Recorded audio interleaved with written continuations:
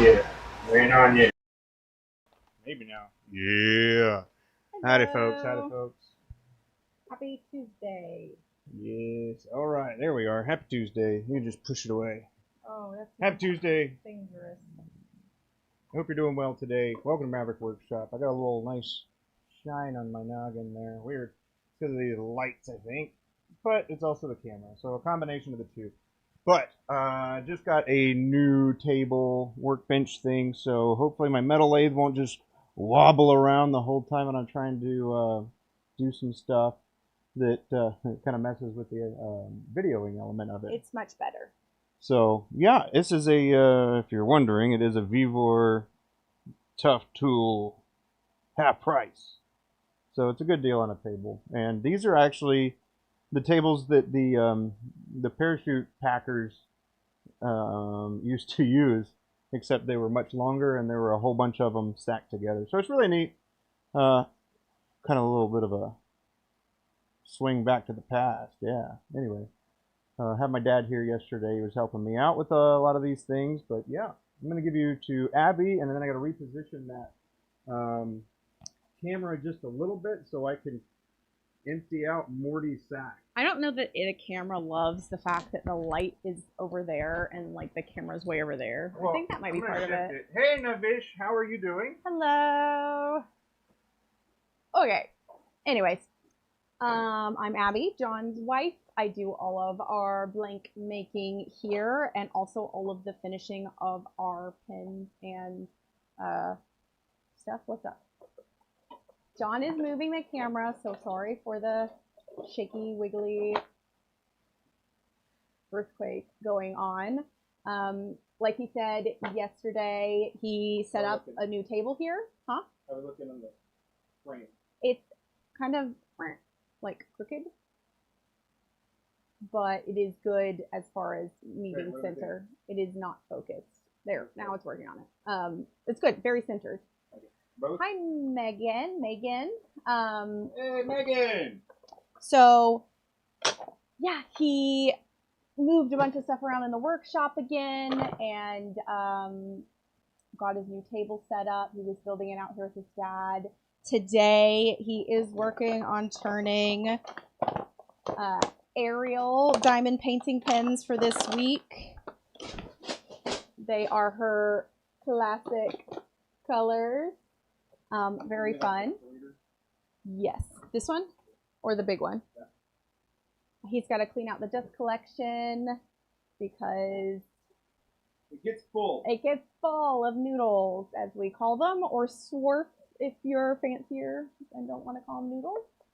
Swarf is a reference from metal, by the way. Swarf came from them talking about metal shavings. However, it's pretty universally used, I think, for turners in talking about the excess material that comes off of our stuff when it's being turned. So he's going to get to that. It is very, very hot today.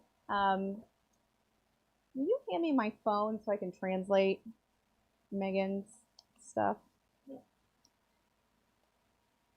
We've got our thing, atmosphere monitor that tells us temperature, humidity, particles, etc. Give it a sec. It always takes a sec to kind of get set up and turned on. We've got our AC running and fans and all of the things because today here we're in the southern part of North Carolina and it is hot, like really, really hot. I actually can't remember a whole lot of days growing up where it got to be over 100 degrees here. Where we are located. Hold on, let me use Google Translate real quick so I can see.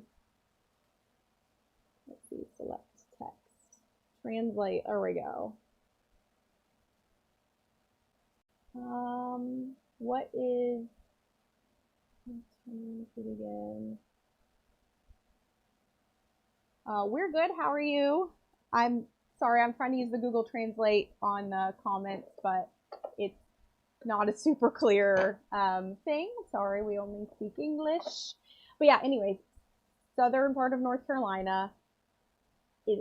I think today it's supposed to be 100 degrees and it's about 50% humidity, and our heat index, I think, is supposed to get over 110 today. So like currently it's 96 degrees, feels like 106. So we're on heat advisory, and people here just aren't quite used to as hot as it is or is going to be or whatever.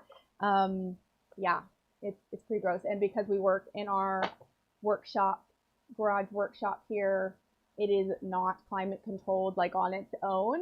So we've got our little portable AC and some big fans, and it's okay. I've been out here since, I don't know, like 10 this morning, 10 or 11, getting some fountain pens sanded, and now John's coming out here to do a couple hours ish of turning, and then we're gonna go to dinner tonight with my mom. So yeah, I'm only here for the quick intro here while he's doing the dust collection, and then he'll be on to do turning. But I want to come to your village. So we live in Charlotte, North Carolina, in the United States, and it's where both of us grew up. John was actually born here in Charlotte, and I was born in Asheville, North Carolina, a couple hours away. But since I was from 4 on, I grew up here until I was 18 and left for college, and then left college to move to Arizona to marry that guy over there. So yeah. But yeah, we've been living back here in North Carolina for 8 years now, which is kind of crazy. So more or less our kids have also grown up here. And yeah, it's a good place, but we're ready kind of for our next adventure, hopefully next year.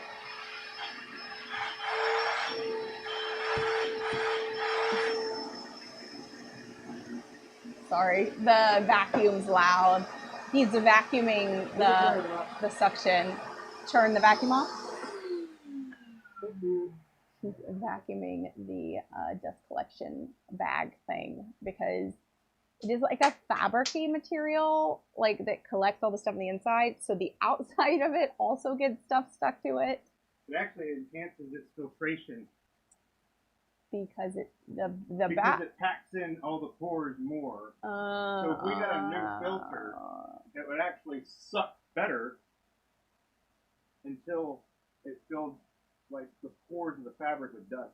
If you say so. I do say so. So yeah, he's gonna turn some, and these are fun. It's the first time doing like well, I guess not the first, like a character based one. And it's the summer, so of course we went Ariel, the Little Mermaid. I'm excited to see these turned. That's always fun for me to see how they turn out, because as blanks you get a idea of what the inside's gonna look like, but you never really know until you get in there. And until it's finished. Megan! I don't know what you're saying. Wow. I tried to translate it, and it was some... Sorry, Megan. I tried. Some of it just doesn't... Hey. Yeah, translate.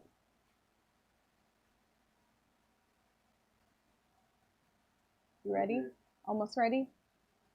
Well, now the camera is going to be right here. I need to move it back. Okay. Ready for a ride? Yep. Here we go. We're going to wiggle again. Nice. That was pretty good. Good. Mm-hmm. You can come look at it and decide. I know that, so John set up the camera because he's not really going to be sitting over here where I am in front of the computer while he's streaming. He'll be standing over there by the lathe, so this works better. but the camera's so far from where the computer screen is, where I have the bad tendency of watching myself in the chat over on the computer screen. Well, I put them in the drawer of the red one in the bag. So I put all of that stuff in there. Yeah. Use these bolts to put your bench with. Oh, my caster. Yeah. We have a lot of different carts, tables, surfaces around the shop.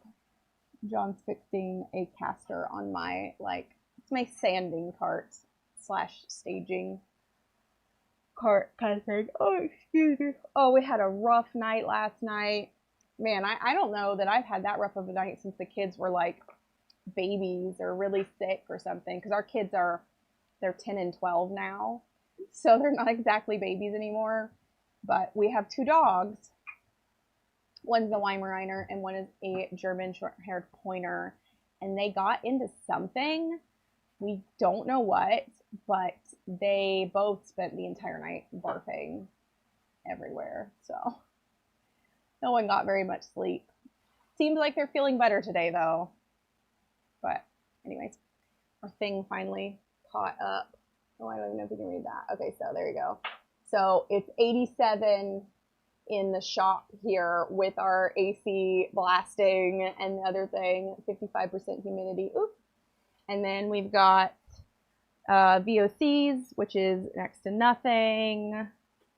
And the particle is fine too. So we like to turn this thing on every once in a while to make sure that we're being safe in here. We don't want any long-term issues. But yeah, man, that's what we got going on today. And I am, as soon as John gets over here and finishes what he's doing, I am going to go inside and Dry up. Well, no, I need to make putty, and then I need to get ready for dinner because it's already 2, so we're leaving like 2 hours. Okay. So yes. Better than Thank you. Right out of nuts. No, not out of nuts. No more nuts. Ugh. I did finish sanding those fountain pens. If you watched his stream of him getting those turned, they're the collab pens. It was 8. I said for local shop. For local shop. Local shop fountain pen. Yeah, what I kept labeling it. Local shop fountain pens. If you want to go watch those being made.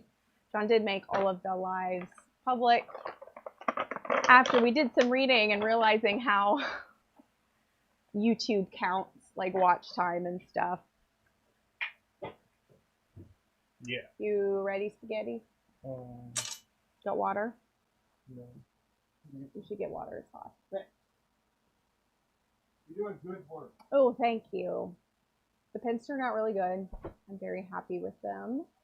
And I know that the shop's going to be happy with them. I'm pretty excited to get them all like packed up and bring them over there so she can see them in person. But yeah. Anyways, I was gonna pour blanks, but we have a bunch, like our molds are all, they need to be taken out, the previous batch that I made. And because it's so hot in here, that would make my working time for my Alumilite like just way too fast. Because I'm someone who does a bunch of colors or like in my pours. Like at minimum, it's 3. Usually it's more than that. So like, let's see, this one has 1, 2, 3, 4, 5 different like colors and effects in these. And when your working time's super fast, super short, it's harder to get everything mixed and poured correctly, especially when I pour our diamond painting pen blanks. I pour, hold on, let me think about it. I think it's 48. So almost 50 blanks for one pot and one pour. And so I have to be pretty quick anyways with the 14-minute open time. When it's this hot, that open time is like 5 to 7 minutes maybe. It can like really half it because our resin is kept out here, and so it's at a nice probably 80-90 degree, and so yeah, that's warmer than it's supposed to be kept around 70 degrees. It just means that it works faster, so it doesn't affect like the final. You're not taking all those out right now, are you? Yeah. Okay. It just affects the temperature of the starting. Yes, it affects the temperature starting point, which just means that the reaction happens quicker. Ooh, those are very pink.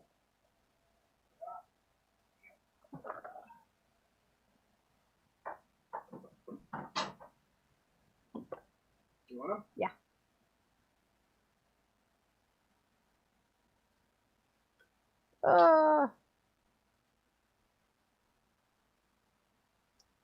Holy pink Batman.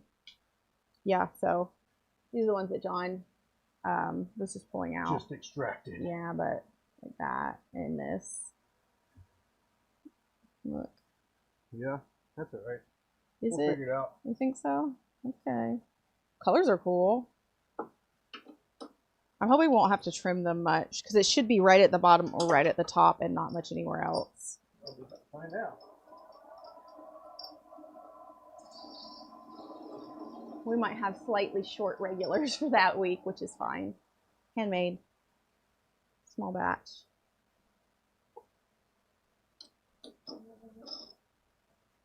You go deeper? Yeah. I see some pinky. Yeah, it's just the pigment. Yeah, no, it's absolutely. All right. We'll see how we actually are doing. All right. Oh man, before I get pink all over my hands. All right, time to hand you guys over to Jonathan. Jonathan, am I in trouble? No. Bye. See you guys later. So you got some on your I fingernail. know. It's pretty. That didn't take very long, did it? No, I won't have to. All right. Well, as you can see, it is hot. Yeah. It's hot up in here. So apologies that I won't be dressed necessarily to impress. No, it's not Mickey Mouse on my t-shirt. It's just sweat. Yeah. Let's have some fun. Let's have some fun, huh? Yeah? All right, there we go. That looks good. Yoink. What? Darn tootin' nothing. There we go. Okay. Well,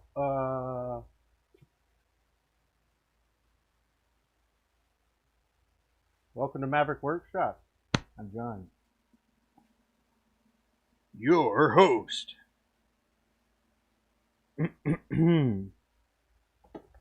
Host. All right, Morty has been cleared out. We got this and that, and I need to elevate this. Yes. Okay. You look good today. I don't know if somebody's told you that yet, but you look good today. You're welcome. Let's go ahead and crank out some regulars, eh? Hey, get out of here, hair. Get out of her. But yeah, these are looking pretty cool. Hopefully we won't run into any issues. We did happen to find a pigment pouch on one of them already, so hopefully that was the only one. If not, well, you know, sometimes you gotta, you know, adjust. Adjust your courses of action. But yes, indeed. I don't know if y'all saw it, but check it out. 770 subs. That is super cool. Thank you so much.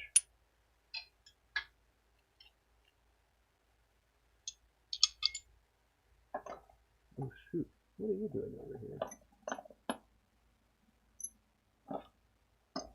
But yeah, what does anybody else like to do stuff out in the workshop?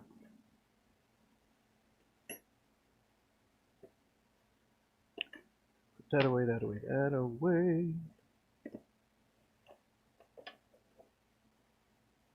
Does anybody use 3D printers? That's another one that I wanted to know. Does anybody use a 3D printer? There's got to be somebody out there that does. Come on.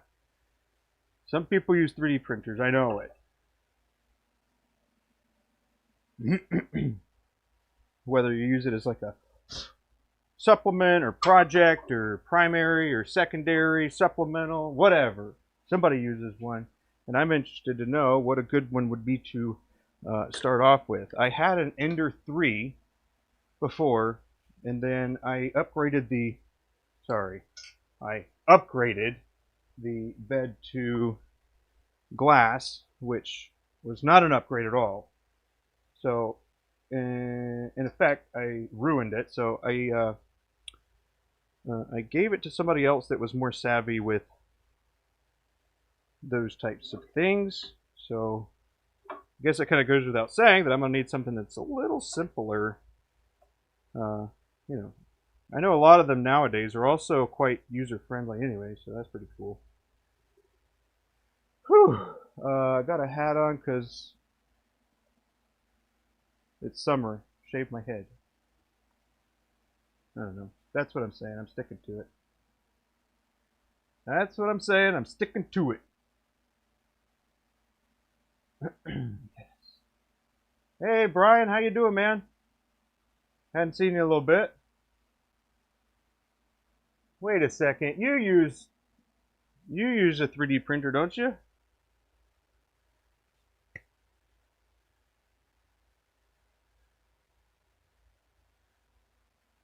It's good to see you, man. It's been a little while. I hope you're doing all right and the heat isn't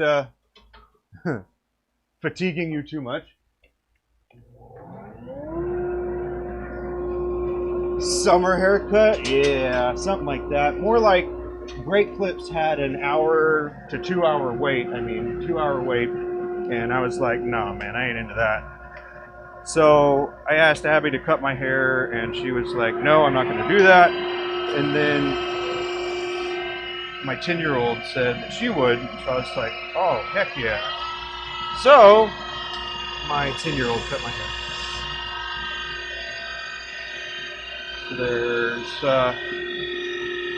So I'll chalk it up as a summer haircut. Wait, isn't this kind of like your hair too? You're rocking a summer haircut year round, aren't you?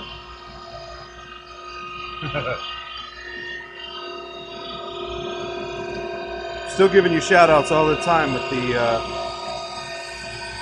bushing. So hopefully that has done something.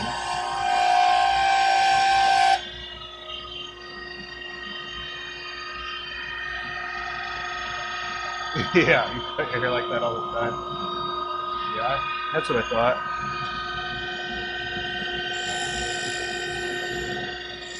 Some people pull it off better than others.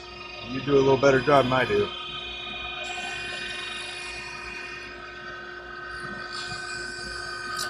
But yeah, it's toasty in the shop today. So much better. Yeah. It's nice to feel the breeze on your scalp.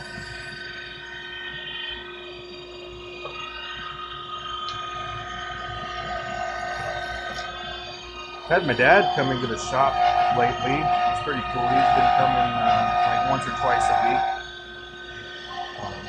One of the streams I did, he was in the shop, but he didn't like participate in streaming. He was working on another project that we got going on, so pretty cool.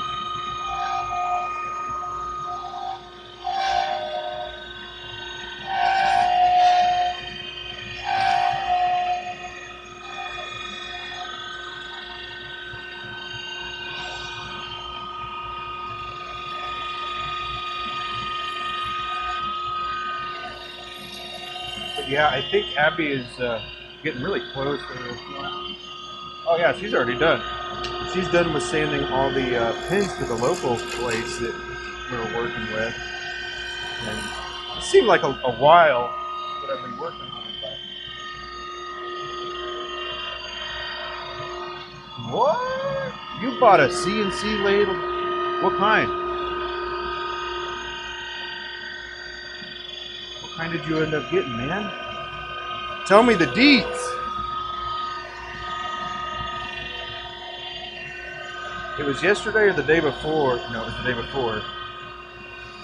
One of my last streams. We had I guess a discussion of whether turning these diamond painting pins that I currently do would be faster on a CNC. And I still think that I would be able to turn these, like the way that we do our current drop, I think that would be able to turn it faster than a CNC because it's got to be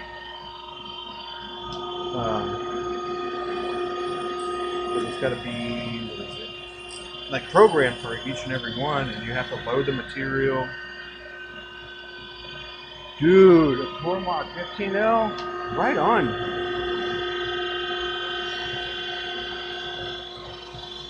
It seems like everybody's doing that now.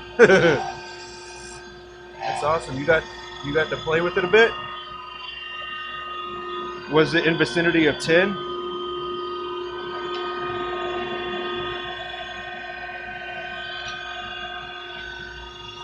Yeah, man, it is a good deal if it is in that ballpark.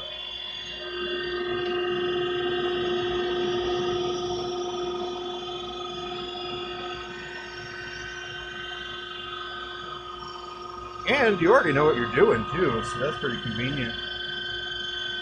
It's not like you're buying a hobby project that you're going to have to figure out what to do with it now. Oh, sweet.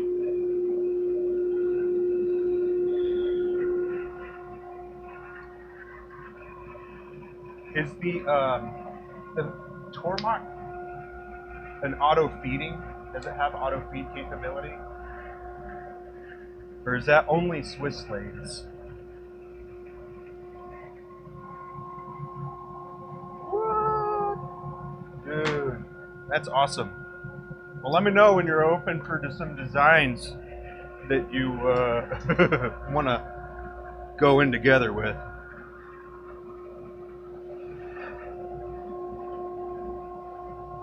But that's really cool, man.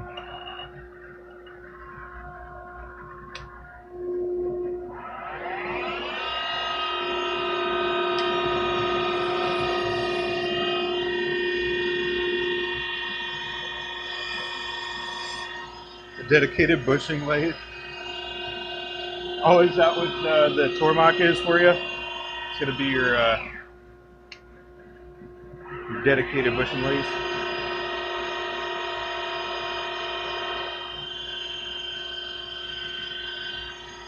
Oh, you pick it up tomorrow? What? Dude, that's exciting.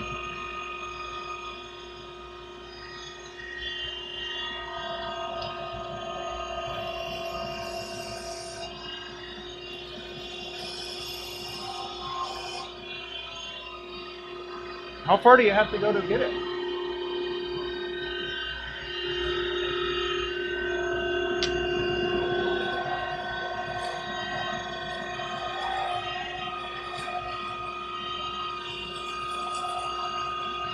Man, that's cool. I don't have room for one. Or even if I came across a good deal.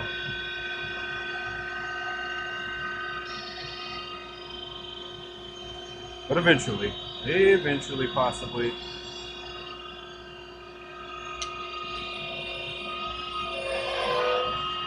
Oh, that's not bad. Those things are heavy.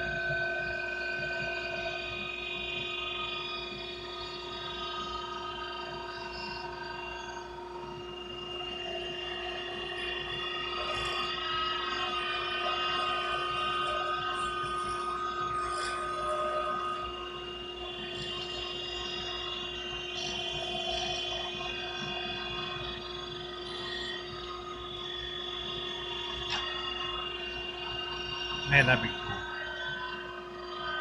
I was talking to somebody else, a fellow pin maker from Little Hollow. I think Logan, I believe. And he had just gotten a 15, I think, as well. But yeah.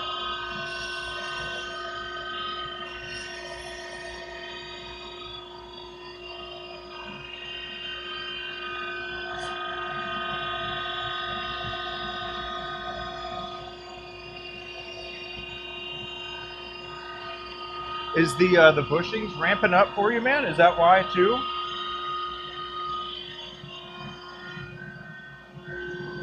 Yeah.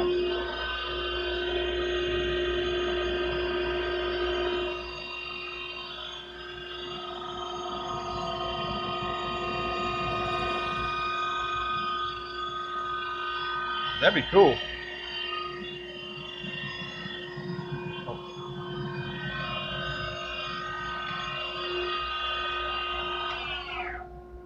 Alrighty, little Ariel, you are looking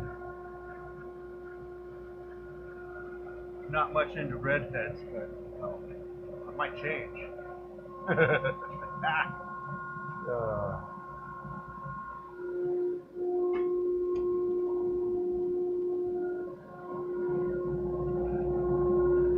Oh, okay. I got a question for y'all. I'm gonna try to keep it relatively vague. That way, I don't say it like. Let's say how I do it, but the little green lizards that you see in the south, the ones that are around the house and they eat little bugs.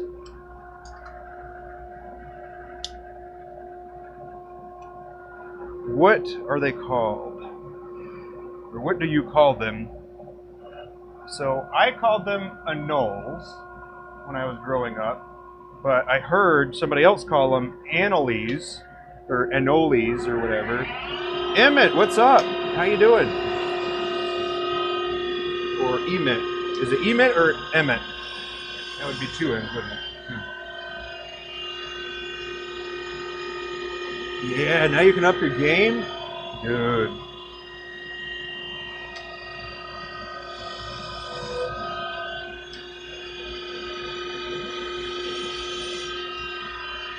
Man.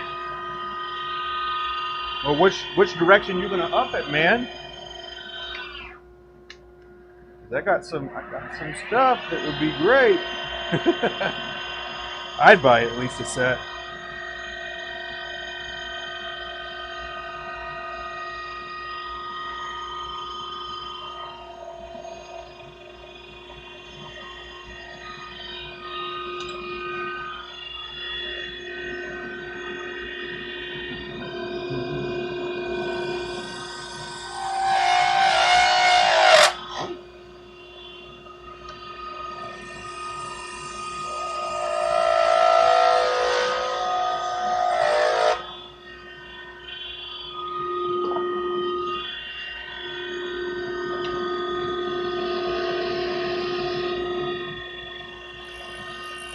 But I don't know, maybe I just got big visions. Big visions, big hopes and dreams. Who knows?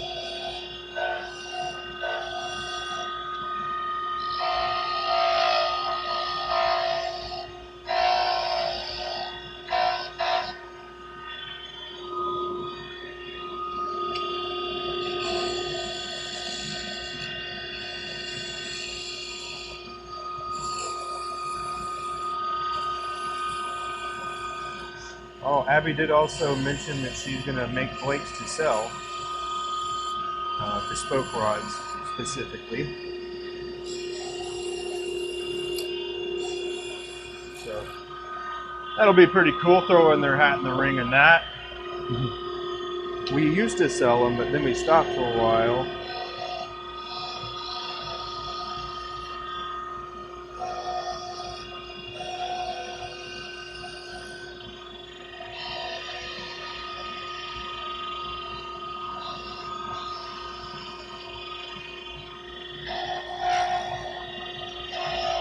You gotta work to pay. Yeah, I hear that.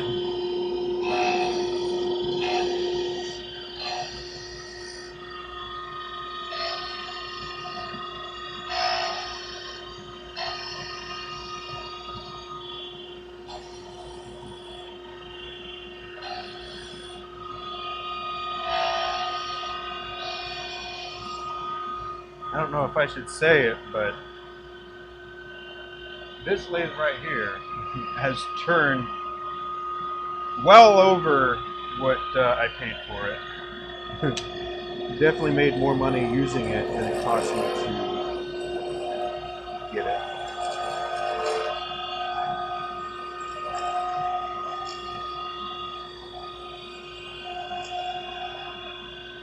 But that's cool. Way cool. I'm excited for you.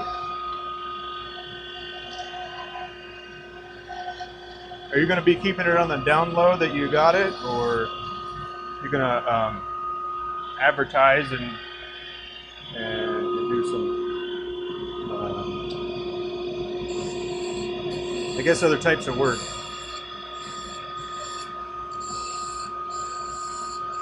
Probably depends on what it is, huh? Which would be understandable. Totally understandable.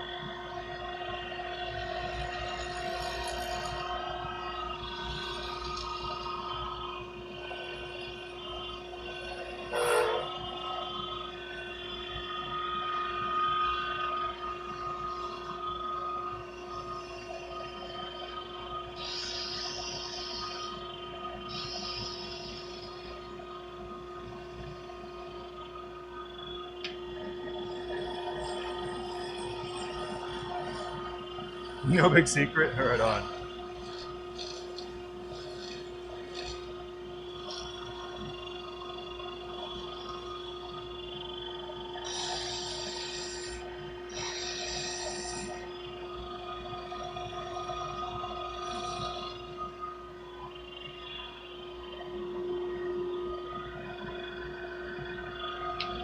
Can a CNC lathe, they can cut small triple leads, can't it?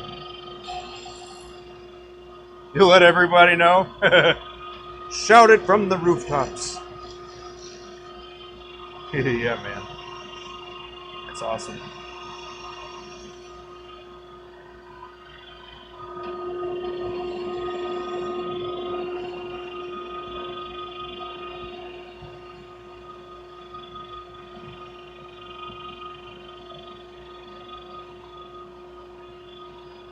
That's cool, man. What else have you been up to? Any other events happened since we last chatted?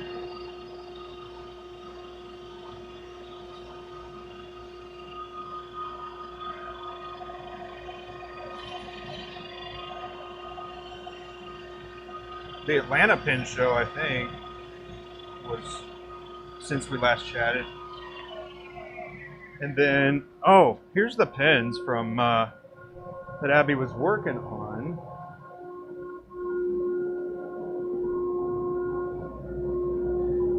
These are the pins that Abby was working on here. Man, those blue ones you can hardly see them.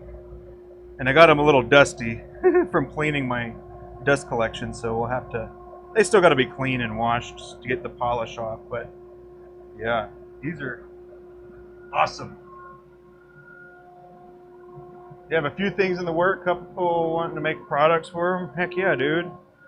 Sounds like it's already starting to pay off and you don't even have it.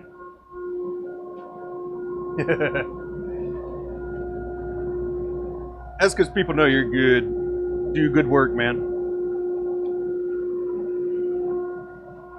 I know you're good at it and you're good for it. You're reliable. Yeah.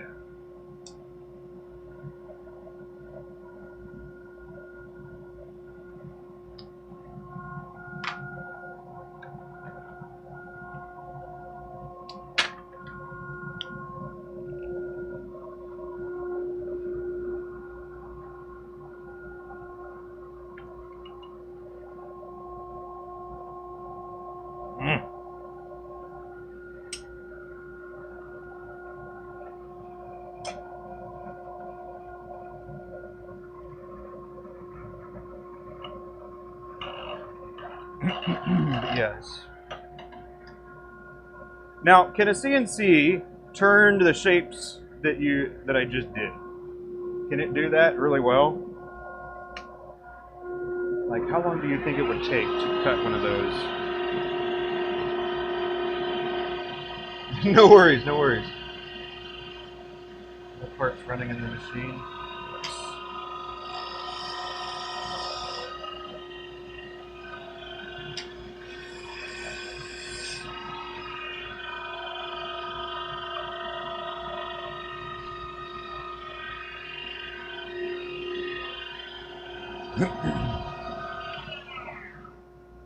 But how fast? Okay, how fast? How fast would it do it?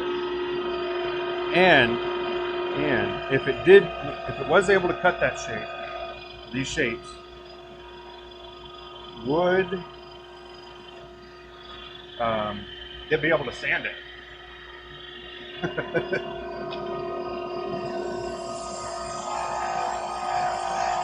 I was hearing that some CNCs can sand. That's kind of crazy. But when I looked it up, it wasn't multi-surface sanding, it was a flat surface, which, you know, obviously is still something, but I don't know.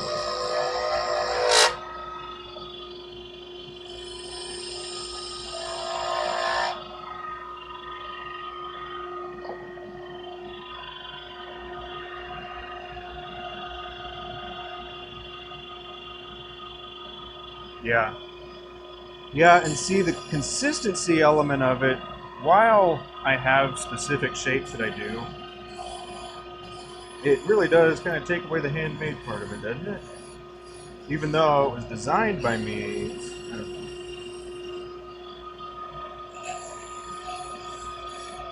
Is the artist the programmer at that point? You can run a slow feed. Yeah.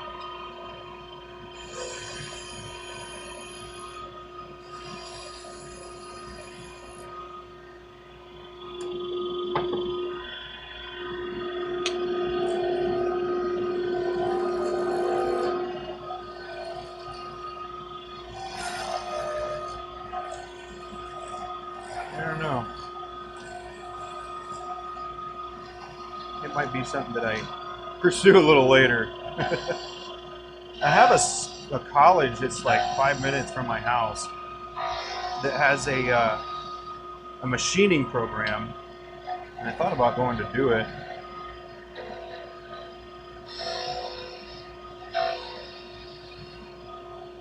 The VA would pay for it.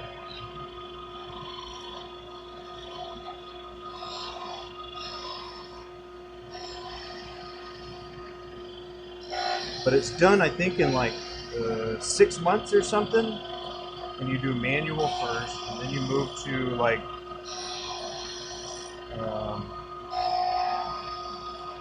in between manual and automatic. I don't know what they called it, or remember what they called it. Semi-automated. I don't know.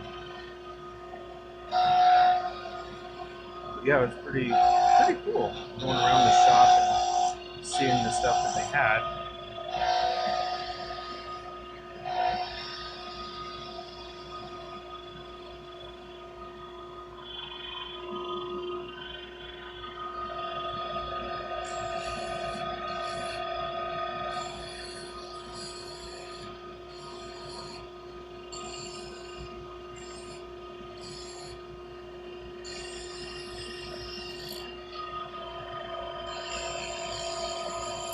But see, the blanks would also have to be the exact same every time too.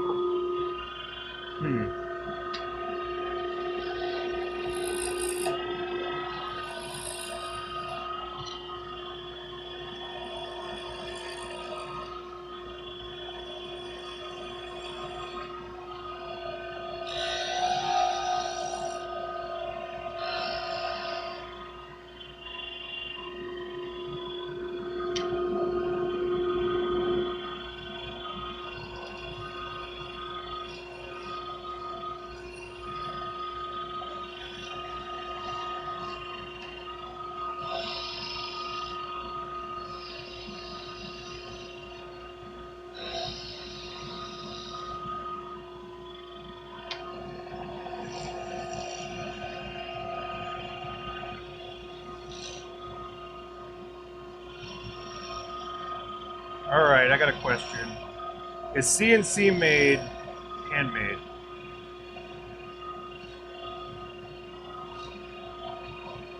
Like, does CNC count? Oh, let me back up a little bit. What? The question here is, what is considered handmade? How much of the process has to be done by hand?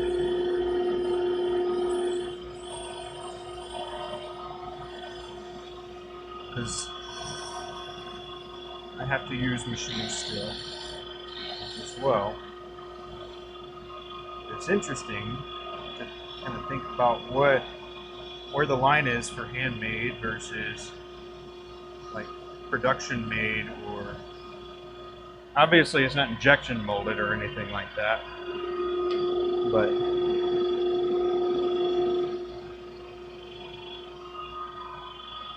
I don't know. I don't know.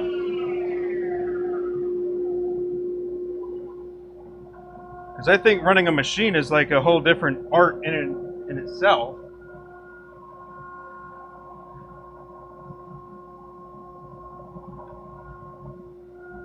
I don't know. I don't know, man.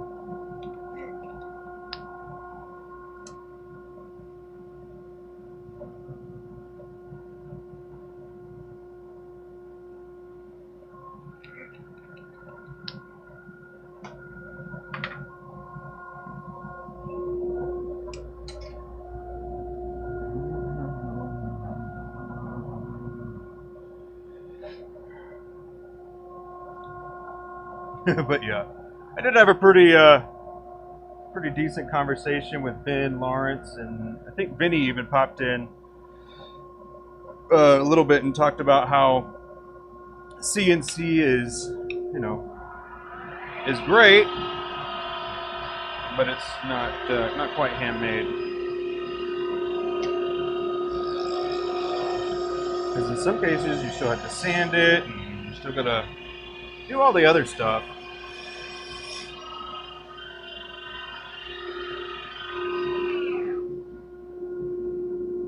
Come on. Just bouncing back. What is going on?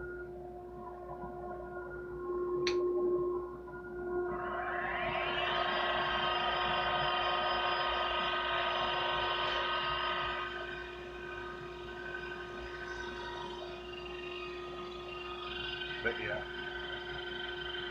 Oh, another cool thing is we're at quite a few subs, man. We are getting close to our 1,000, which is pretty cool. And then we've almost got the time as well. So that's pretty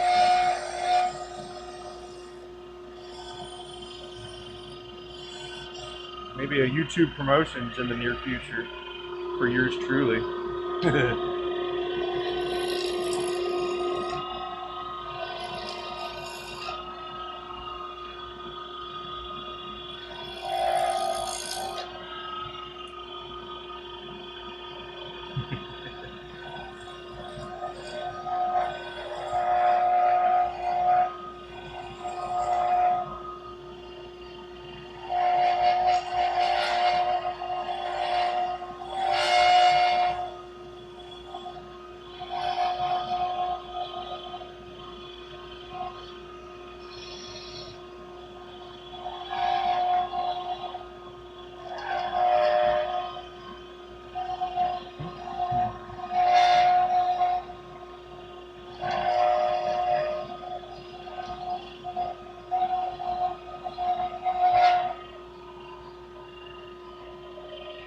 Oh, dude.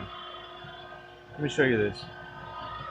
I don't think it'll show up very well, actually. But we're going to try. What? Come on, light. There you go. And I've tried so many times to try and capture this, but it doesn't want to. There you go. Let's see a little bit. So this is ebonite, and I was able to mark in it.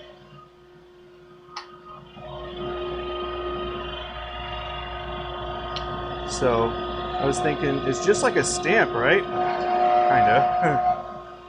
But yeah, I was able to do that on my laser.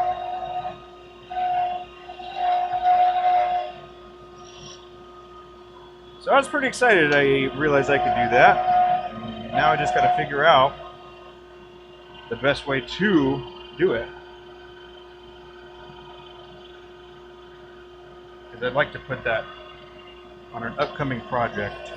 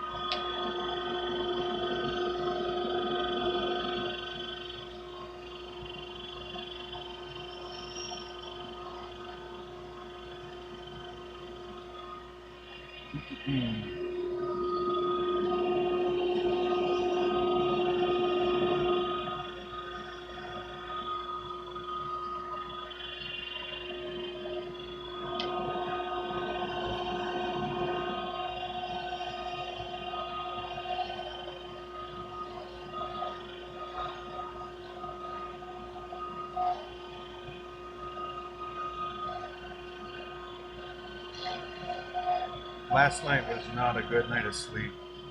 I don't know if you were here before, but our dogs, I guess, got into something, and they were up all night, making messes everywhere.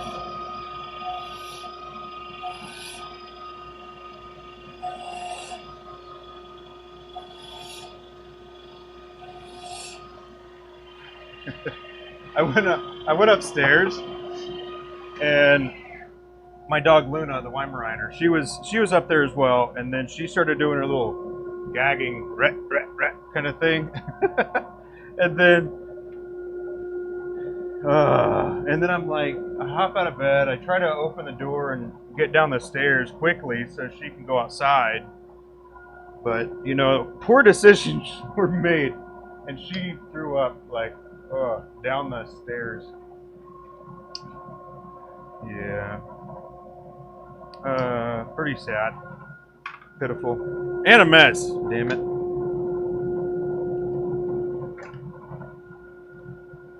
But what can you do? Bad decisions were made.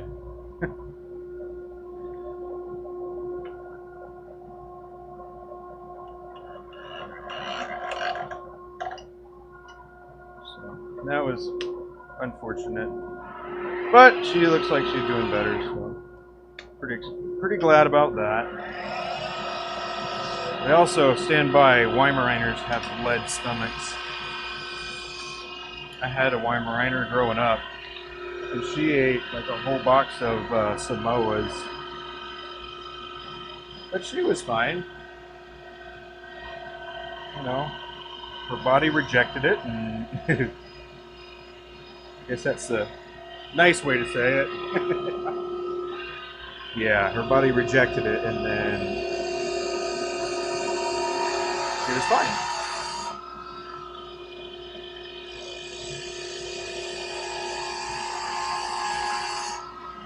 But all the symptoms that she had were like, oh shoot. And our fence keeps falling down in the back. And so we think that she might have gone out and got into something, because that dog will eat anything except citrus. She doesn't like citrus.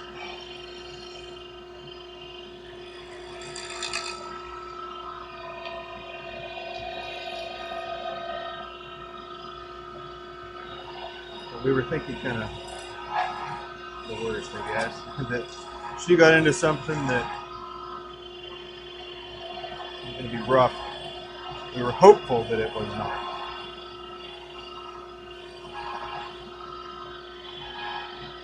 Which kind of got me wondering, like, it's not the first time I've encountered dogs affected by rat poison, and it kind of makes me wonder, like, is there any rules around rat poison? Because I know dogs are supposed to be on their leash and not supposed to get out and all that stuff, but is there any, like, rule where, like, you can't have that out? Huh. Just kind of a thought, you know, because of how effective that stuff actually is.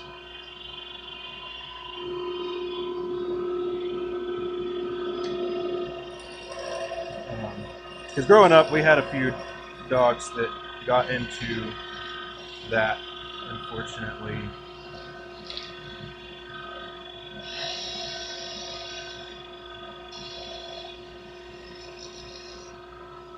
And they did not make it.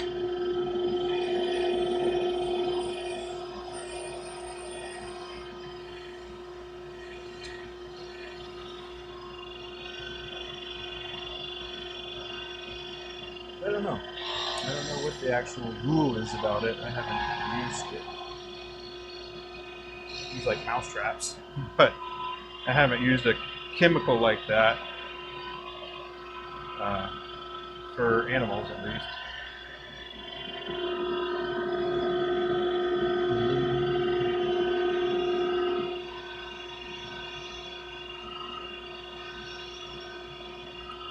So we have dog people or cat people in here?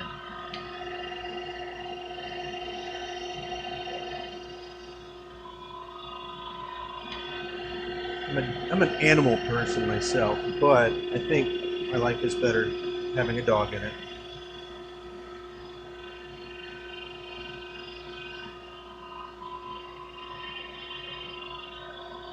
But yeah, I like all animals, really.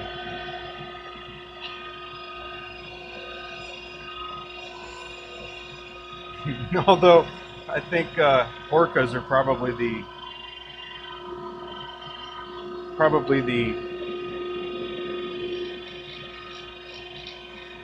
most ruthless. But I watched a documentary, and what they do is they'll swim on top of a blue whale's baby until it suffocates. How messed up is that? Oh man. It's like, golly.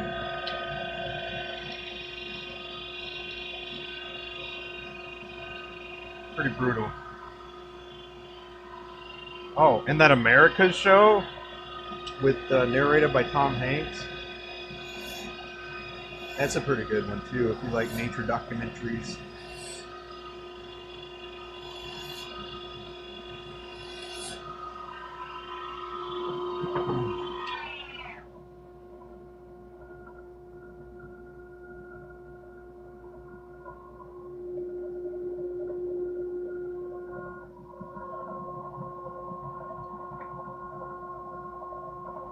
Oh, you know what?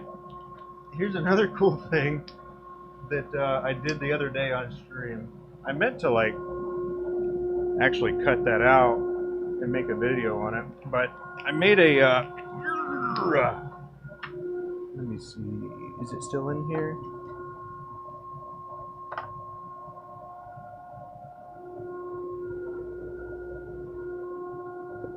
Man, I don't know why, but I keep, oh, there we go. But yeah, check this out. So this is, I made this out of African blackwood. It's all wood. And then I even cut the threads. And then I have a maple section here. It took a couple tries. And it's still not perfect, but Pretty neat. I think I've already cracked it too on the thread here, but that's all right. It's pretty cool. It's an African blackwood, and I was able to thread it, both the cap and the barrel, without much issue. It broke because my section, I think, needed to be a little smaller.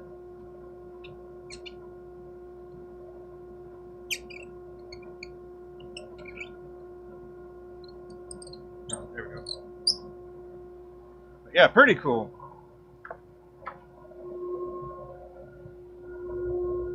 Also, it turns really nicely. The African blackwood. So does ebony gaboon. It's a very hard wood though.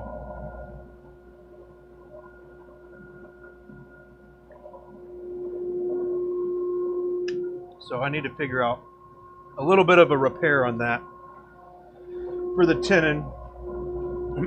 But I'll probably put a Joe 05 in it. That way it could be like a really, really thick pin with a teeny tiny nib on the inside. A little comical. Make it an extra fine.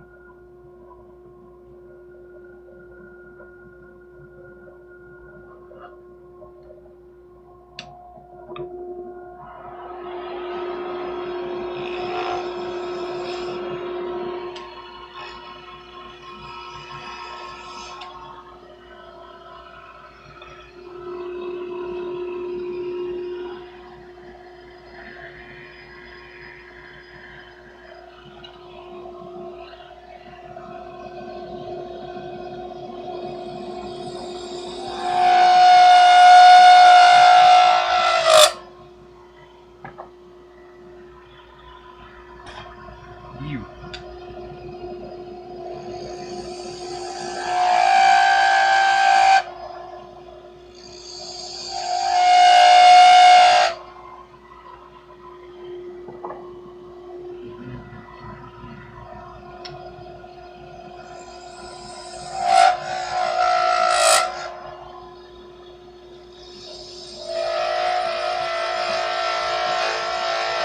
I gotta figure out the giveaway stuff too.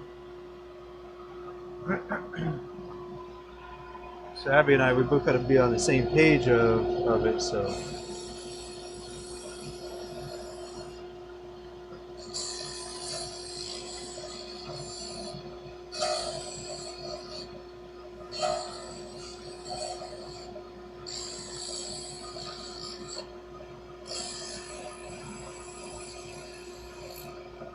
But yeah, and the other thing about it is that the, not only the giveaway part of it, but the, need to get familiar on the rules of doing giveaways.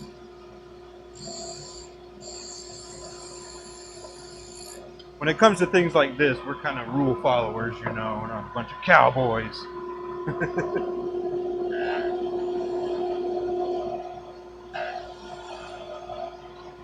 Yeah, thinking about doing a combination of like blanks, pins,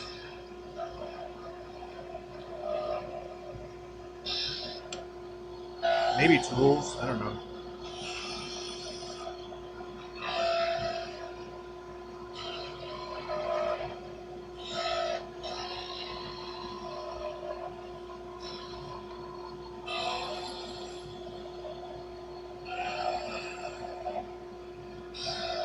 Pretty cool though.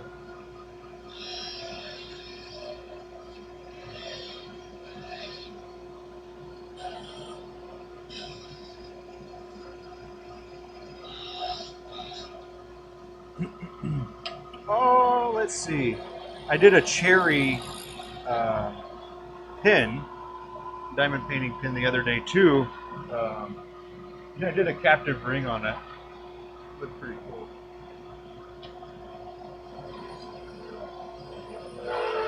But if you were there and you saw it, you know that I broke it too. But I managed to repair it.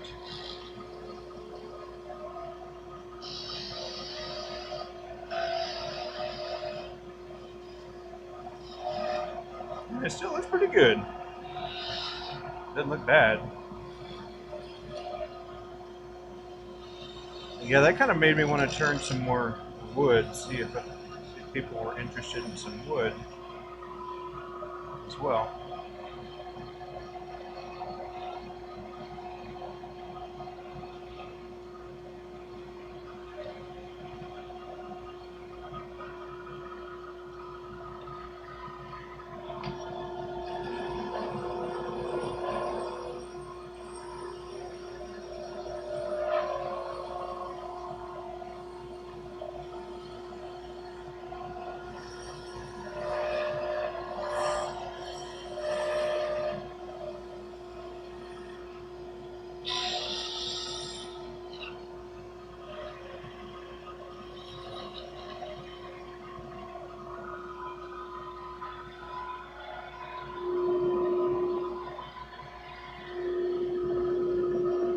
Nice. Here we go.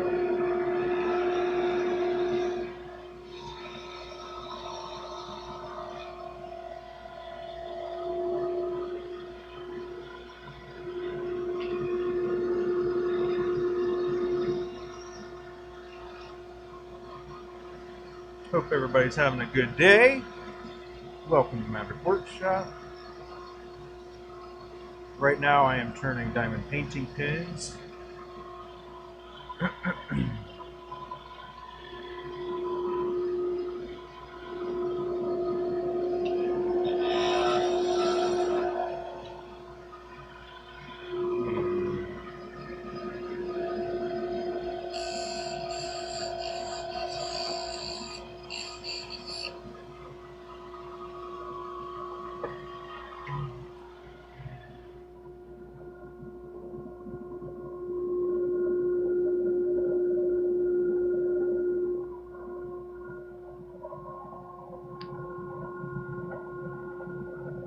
We're cruising right along.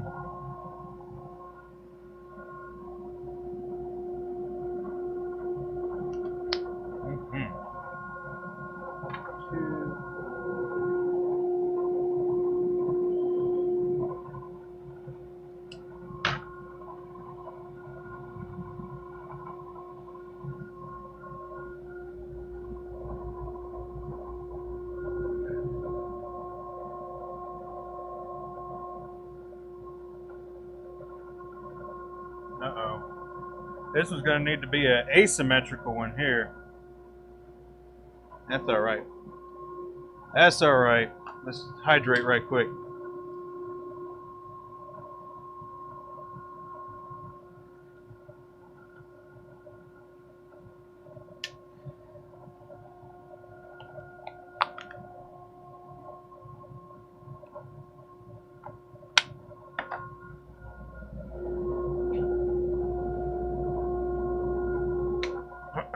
All right, an asymmetrical coming up.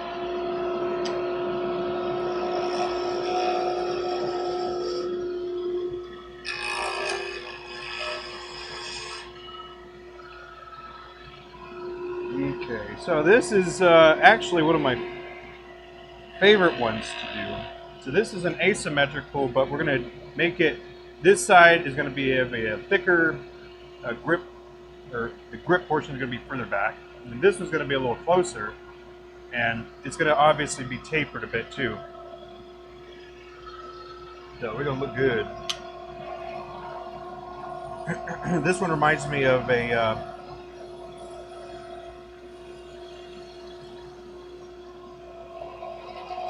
like a, I don't know, curvy person.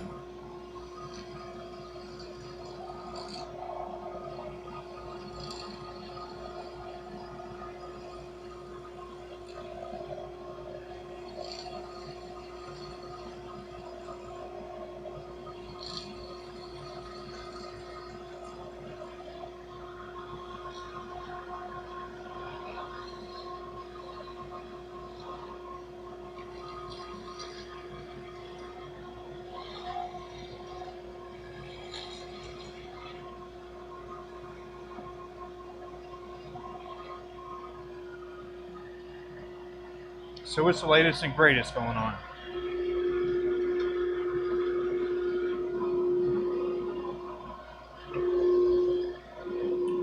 Ariel are here. So I can tell you. Latest and greatest going on is...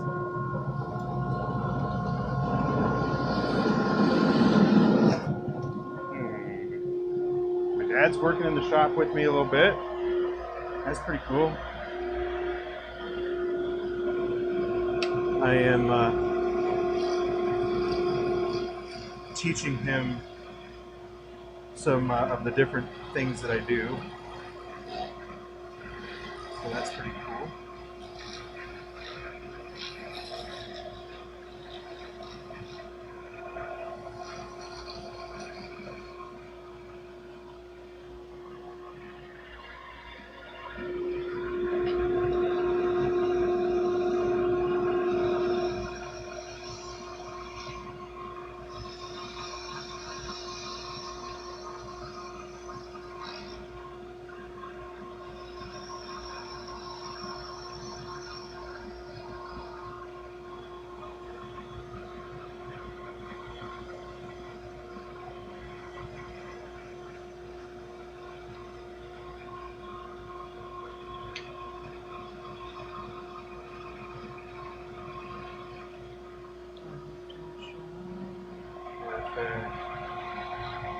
Feeling nice now.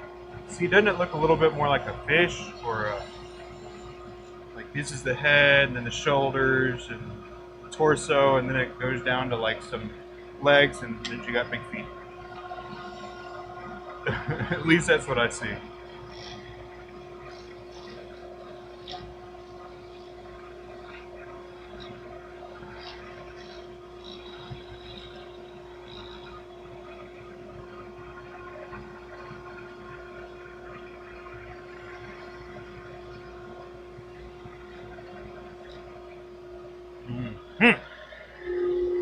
But yeah.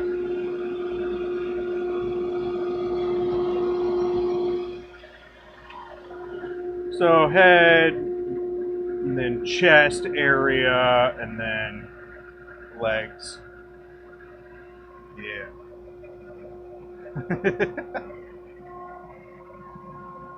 I imagine not everybody sees the same thing. It's like looking into the cloud. They're like, hey, I see this. And they're like, no, I see that. Oh, man, it's a good time. It is a good time.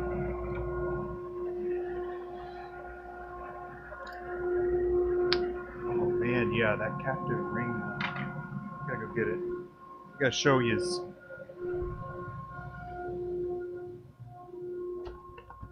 All right, let's see. Going to retrieve it.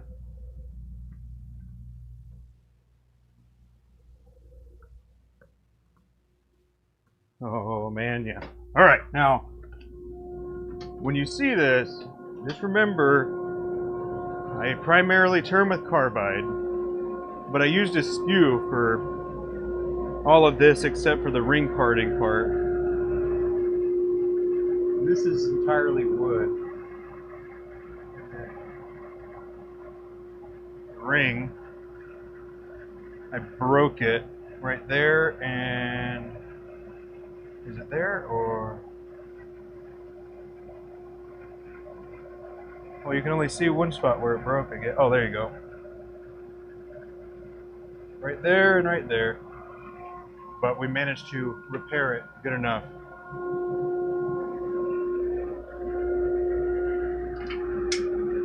And if you don't know, cherry's pretty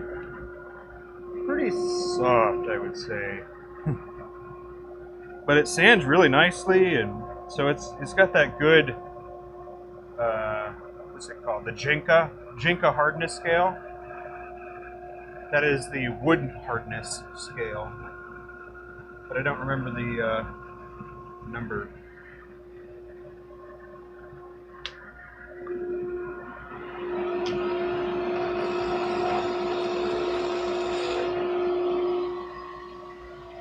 Yeah, I just sanded that with some 150 for some of the rough parts, 240 to smooth that out, and then I used like 400. So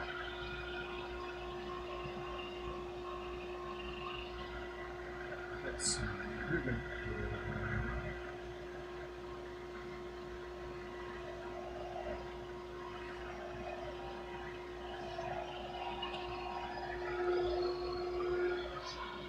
Yeah, it was pretty fun. It took me quite a while because I don't use a skew very often. And it was just more so I could get some practice with the skew so I could be a true wood turner. Because isn't that like the sign of a true wood turner? Your skew control? Or your bowl gouge control? Lawrence, how you doing, buddy?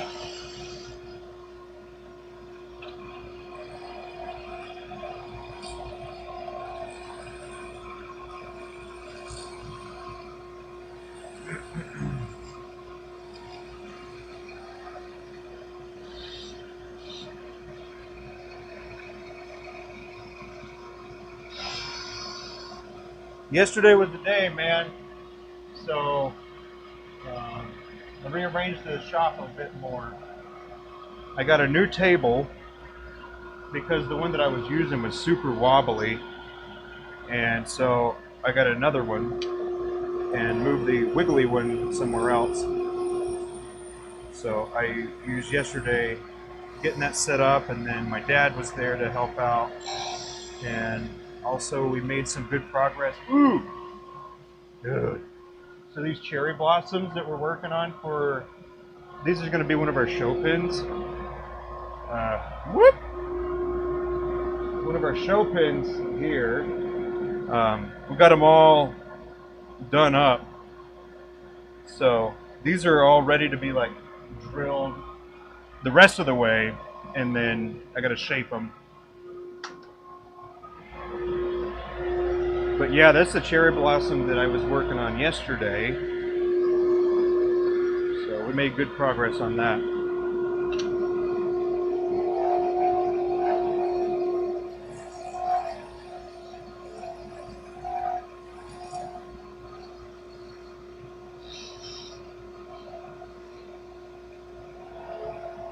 But pretty excited about those cherry blossoms. I'm pretty excited about a few of the other fountain pens that we got in the works too. Just got to do the primary job and then get some a little extra time in order to spin towards that. But yeah, really, I think we're doing some innovating, man. At least for us. So that'll be cool.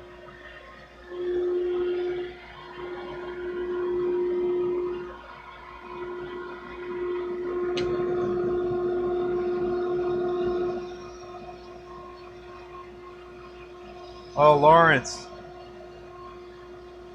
I made a mistake on that wooden pin.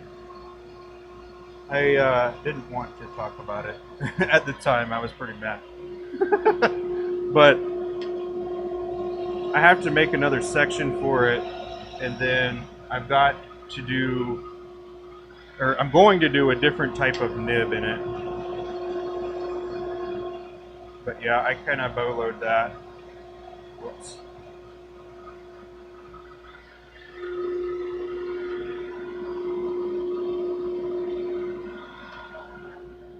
Let's see. You got your vacuum pump? Sweet. Went by to let the pressure.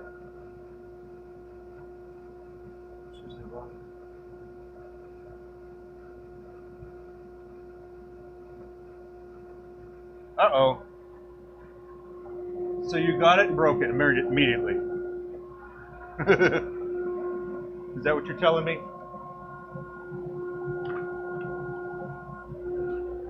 Is that what you're telling me? There's that cherry one.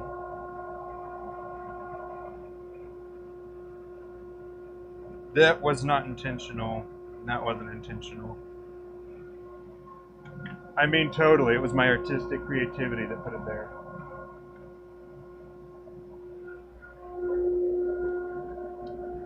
But yeah, man, you're going to start working on, what was it, your cedar?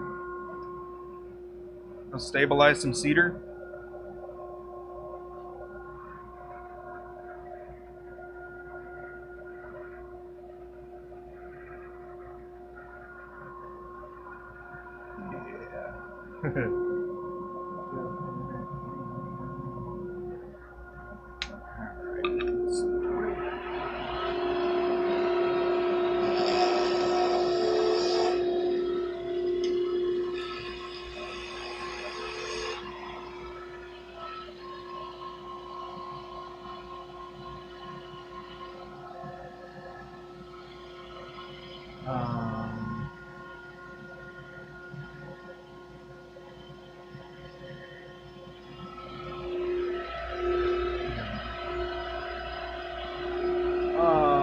Let's see, let's do some of this action here.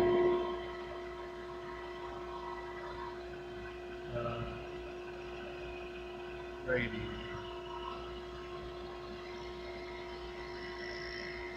Yep, that right there. Not cedar, you're gonna try find some burls. Heck yeah.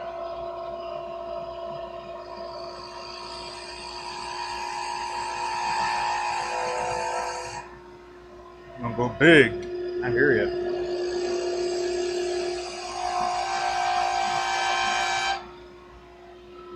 You know, wood that I have not seen is a cedar burl. Is that a thing? Is red cedar burl a thing? Some of them I don't actually see as burls, at least out in the wild when looking around.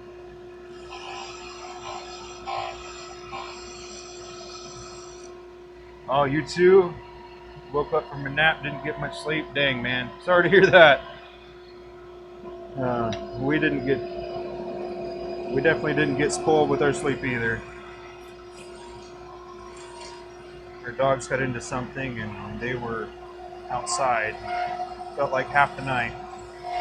I ended up sleeping downstairs just so I didn't have to keep getting out of bed, waking Abby up, and just so I could take him outside and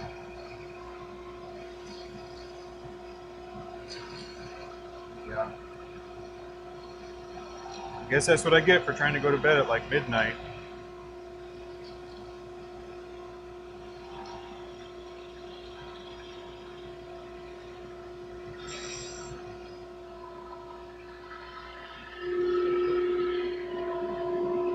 But it is what it is. It is what it is. They seem like they're all right now. Big dogs.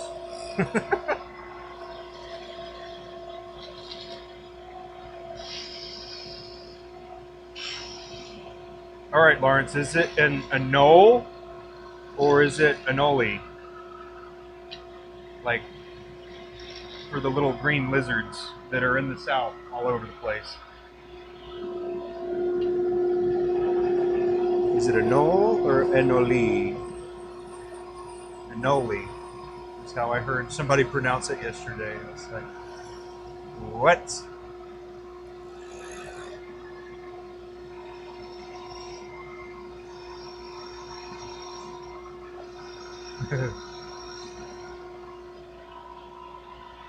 Yeah. I don't know. Probably is a noli. I just saw it a knoll. But it sounds weird when they say it.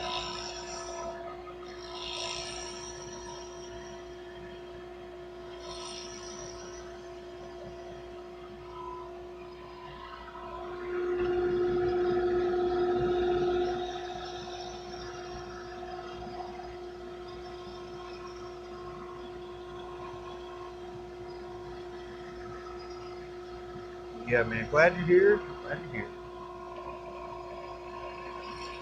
I don't know how much longer I've got actually. Gotta look at my time. 4:30.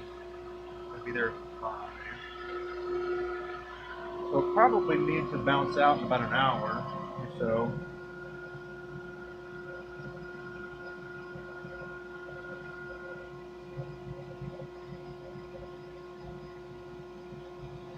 Let's see.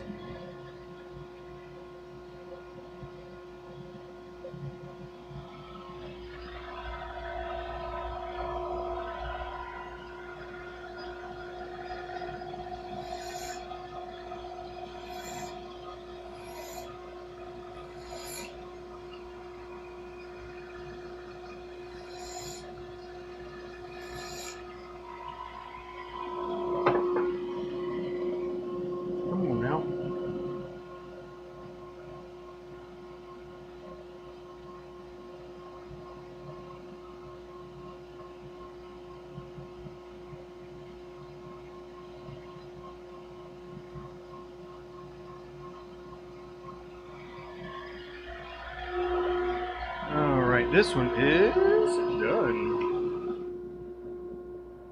Ooh.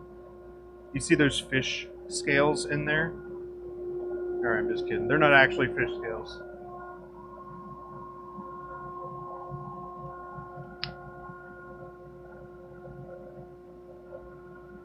Oh, hey, my creative friends. I tried to do something a little different. That didn't work. So, if you had a spool of this stuff, it's a type of thread, right? It's called hollow shimmer, but it's a colorful thread, but it's like plastic instead of like a cotton fiber or anything like that, and so made it so the well, let me just show you. It'll be better if I show you. I had another one that we found some pigment in, so I was trying to fix it. So I cut a channel, and my plan was to use that channel, fill it, and then put some of that over top of the black here. But that didn't work because, like I said, it's like a plastic, and this was done with the fiber that I like put glue on and then spun it, and then just kept dripping glue. And so it actually ended up with a pretty decent surface. As I talk about it, I can rip it out, whatever. But yeah, it was a bummer that didn't go as planned. But there. I think I'd have to do it a little differently to where that's all the way below, and then I create like a nice shell basically over top of it, if I wanted that to work. So I think that's why it didn't work right.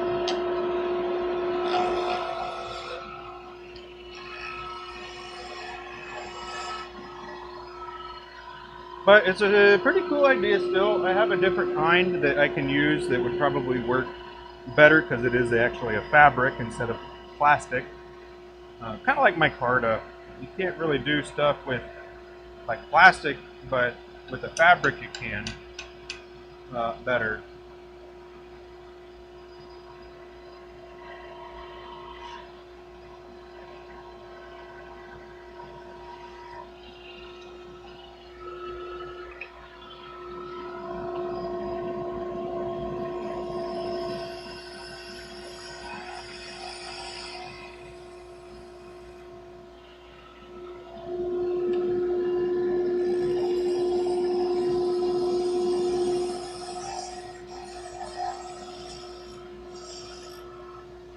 What state am I in? I am in North Carolina.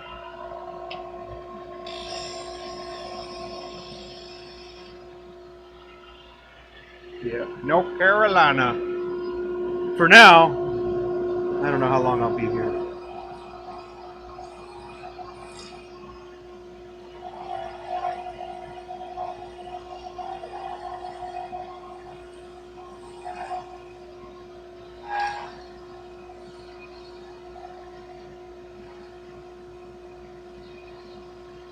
Why do you ask?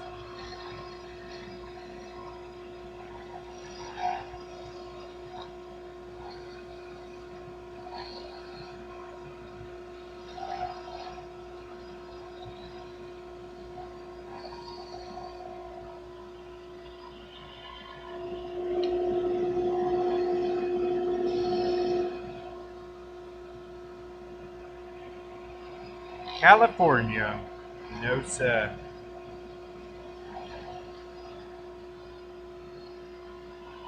No, I've been to California. Yeah, I did some training in California, but no, I don't live there. But I would like to move that direction. We want to move out west to like Tucson area.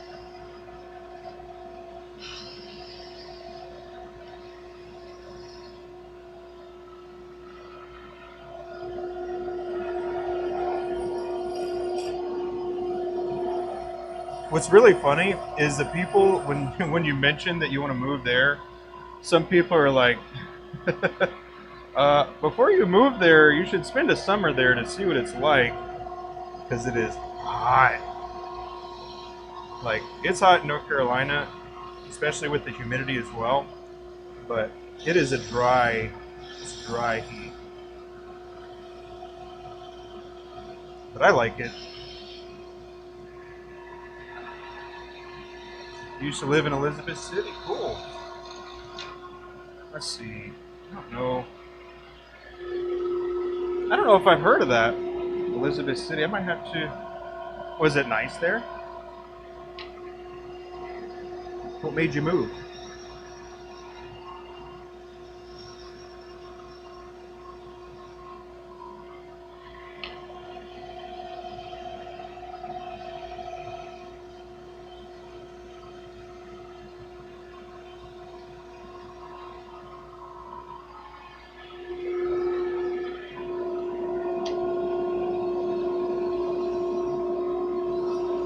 North Carolina's pretty cool. It's a pretty cool place. It's just a lot of people also find it really cool, so it's been growing significantly. Not to mention Charlotte, the city itself, has got a lot of, let's see, white collar opportunities, a lot of business stuff going on, banking stuff like that. So Charlotte has had quite the influx of people and stuff like that.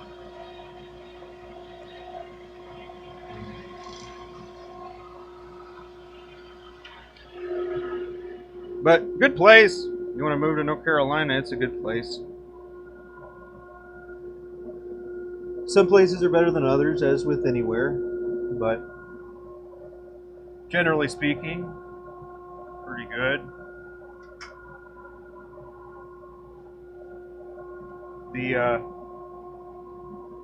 The demographic is pretty diverse, I'd say.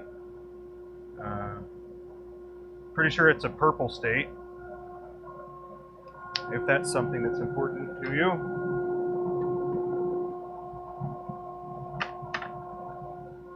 Let's see.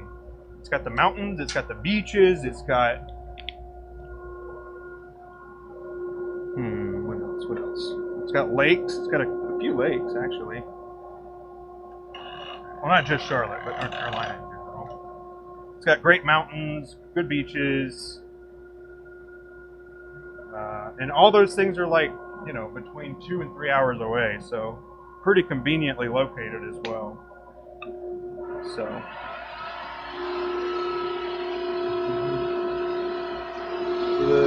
in the country, heck yeah.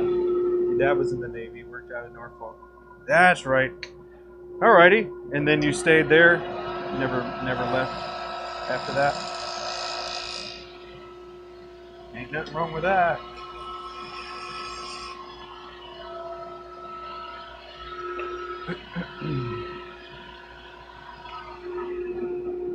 Retired man. Congratulations and thanks for his service.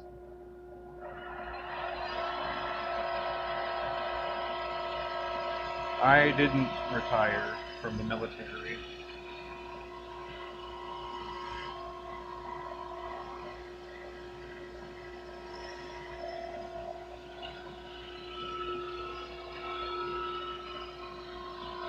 Yeah, I did not retire from the military.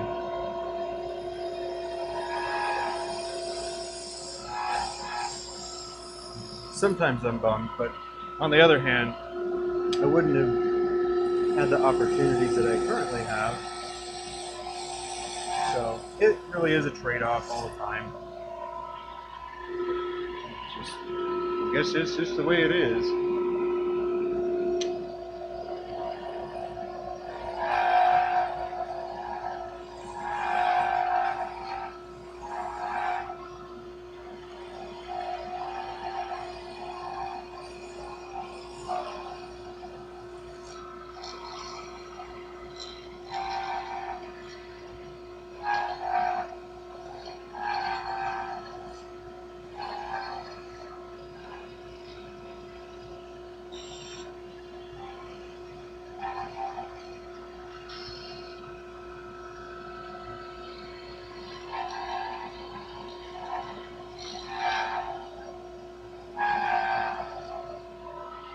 But yeah, moving back out west might give me some other opportunities too. You know, networking with people that I used to work with and that kind of stuff. So there might still be some things to still do.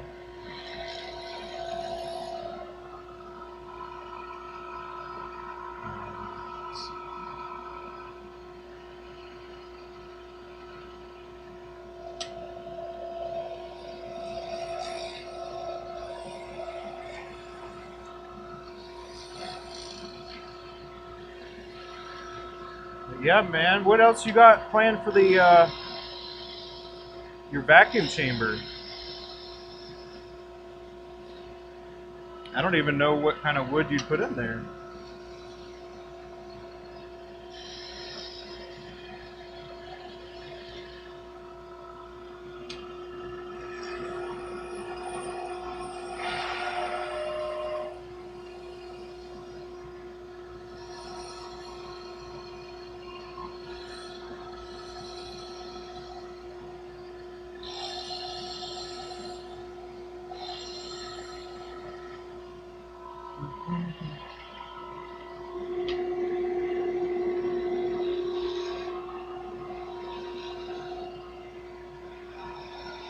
Not sure yet. Right on. Well, maple's probably a valuable one to do, I would say. I think a lot of people love early maple, maple burl, all kinds of stuff like that. Quilted maple, early maple, maple burl. What else is there? Like Forrest Gump going on and on about shrimp. Or Bubba.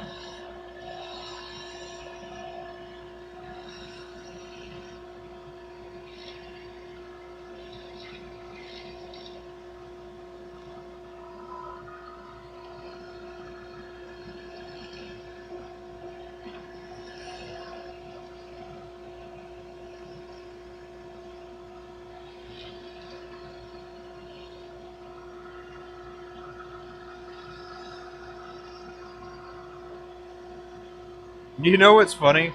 Thinking back about Forrest Gump, when he was like all done with the military and after Bubba, and he was doing his the shrimping business, he talked about investing in some fruit company, right? He talked about investing in the fruit company, which I'm pretty sure it was Apple at the time. And then kind of funny because if you were to invest in Apple at that time, you'd be pretty darn good off, or well off.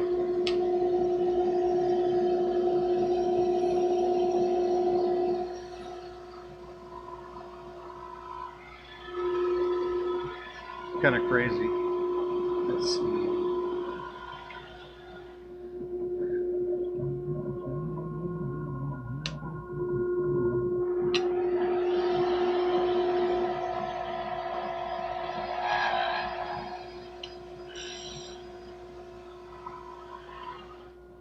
But yes, if you pursued Apple in the early days, you can always look back and be like, oh, well, that's what we should have done, huh?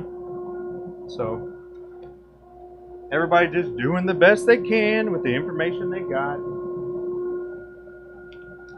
That kind of stuff.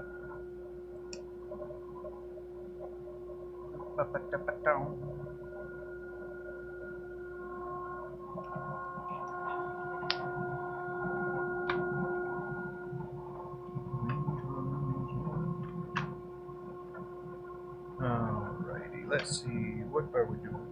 20, yeah, let's do that one. But yeah, I think we've got dinner plans this evening, so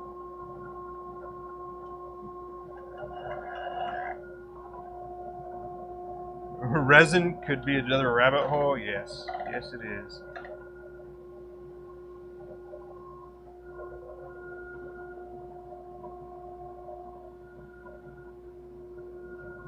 It sure is.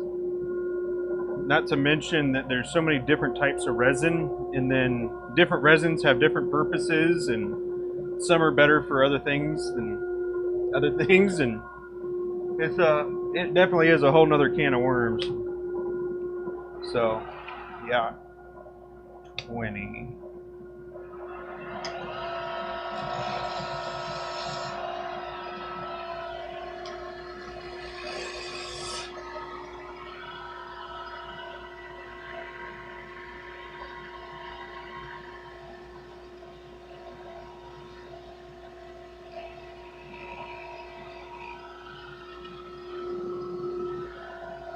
But it can get expensive too because you gotta be practicing.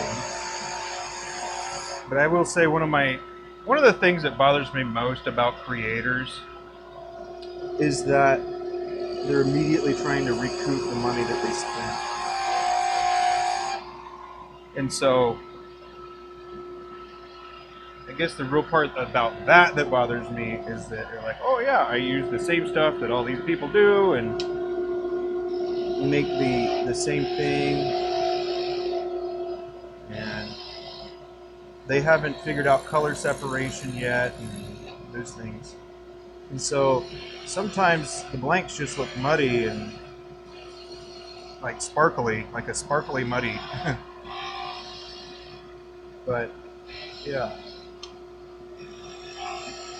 wish people would practice before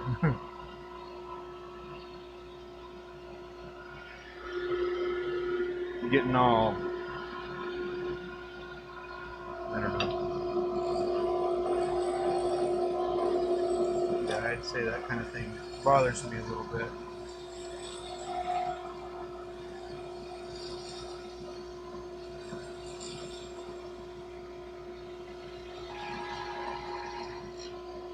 But then again, I suppose to some people, even if you've been doing it for 5 years and somebody else been doing it for like 50 years, it still probably looks like amateur trying to come in. So, I don't know. I'll let you know if ever I get to that point.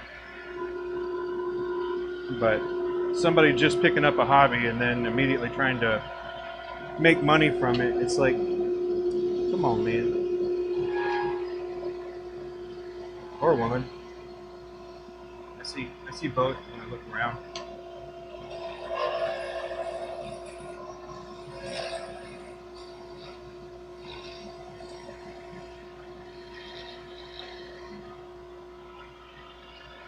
To some people, man, even the product itself isn't the biggest selling point, which is interesting too.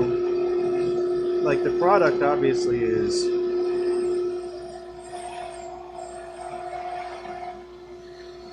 you know, has value, but that's not necessarily why everybody or anybody would want that type of thing. Some people just like to support the work that people are doing and stuff like that. So I think I've talked about that before. But yeah, it's just a matter of creating the personality behind whatever it is and the story element of it, and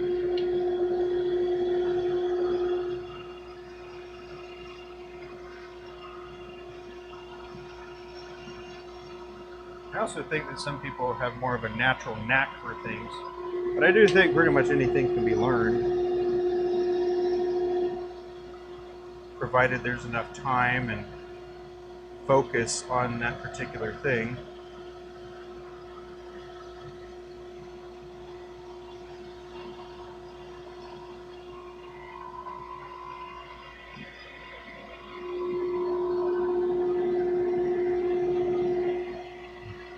Should you rather do, but you don't use credit cards or debit cards? Well,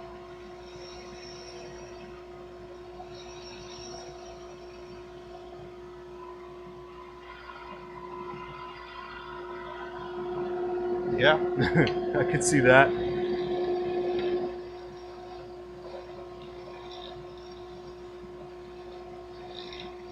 sometimes it is hard to do that, but you know that being here is also valuable for hopefully you, but also it's a mutually beneficial thing. At least that's the goal. You can see some of the techniques that I use and see whether it's what to do or what not to do, because some of the stuff that I do probably is frowned upon in the prestigious machining community, because I'm not a prestigious machinist.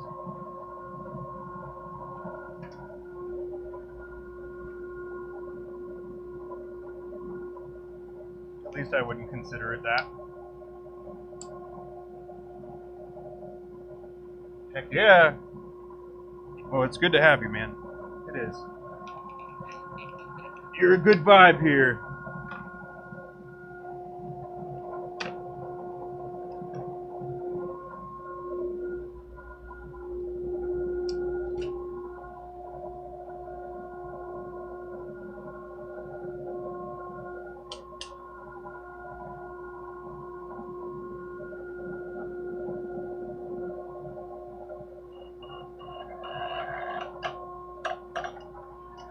Yeah, so beginning of the week, this is what I do, and then later on in the week, I pick up other projects.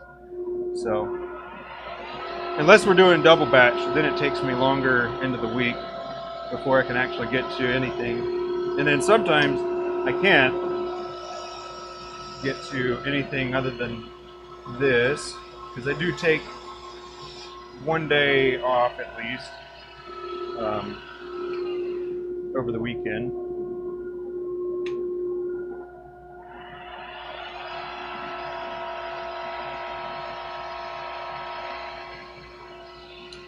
But even still, I'm thinking about like what I could be doing, what else could be done, what do I want to do for the next stream. I think about all kinds of things like that too.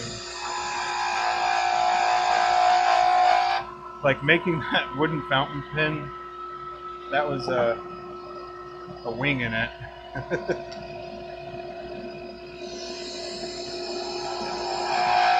But it turned out pretty cool. I just messed up a little bit on one of my measurements. And so it's going to have a different section with a different nib. But I think it'll probably be better for that specific pin anyways. So I'll be using like a converter ballpoint. And it looks like this. So it looks like this, like a regular pin, right? But it's got a converter back. It's pretty cool. So basically, you drill through with I think it's what did I drill through with? 7mm, I believe, and then 9/32 up into this part. So from there to there, where my nails are. And then you thread it with I believe it's a Joe 05 tap as well, but it's what's it 5, so it's like 6.5-4, something like that. I'd have to look at it again. Yeah, it's like a 5mm by 0.5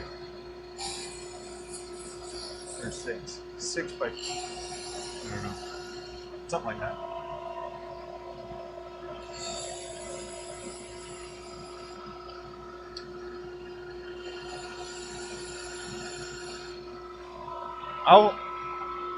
I'll mix the imperial, metric, lettered, and numbered bits in order to get the size that I need for the project I'm working on. And that's a part of why I did buy that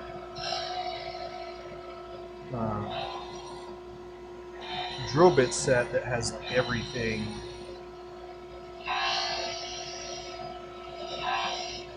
and it's been nice. It's been pretty nice.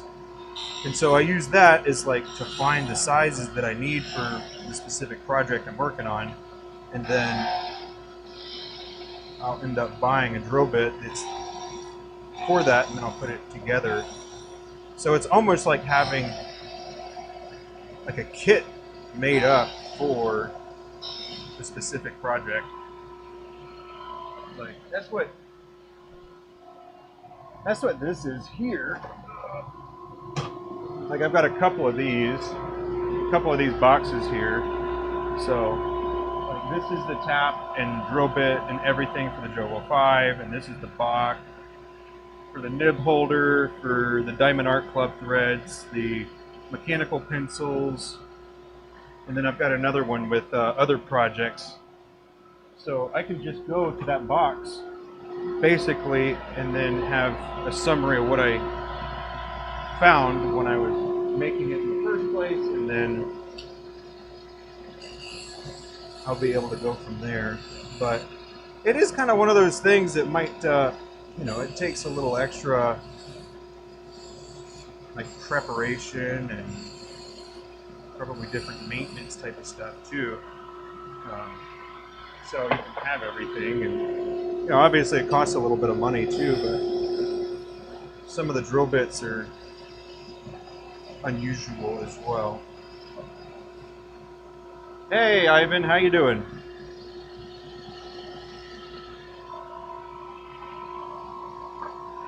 Hope you're doing well today. Welcome to Maverick Workshop, John. People call me Mav though, like Lawrence.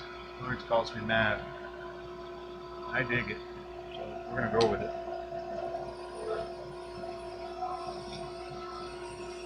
But right now I'm working on some diamond painting pins as I rant about other things that are, you know, in vicinity of the same line of stuff.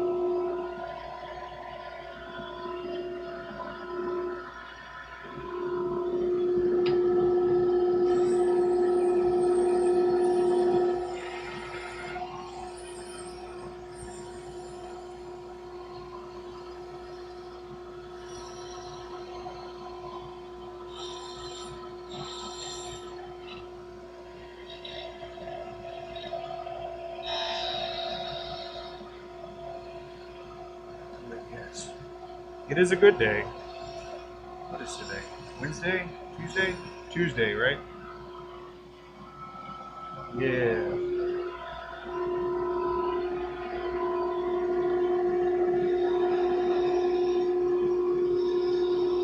Anybody having tacos for Taco Tuesday? We're going to get pizza, actually. We're gonna go get some pizza.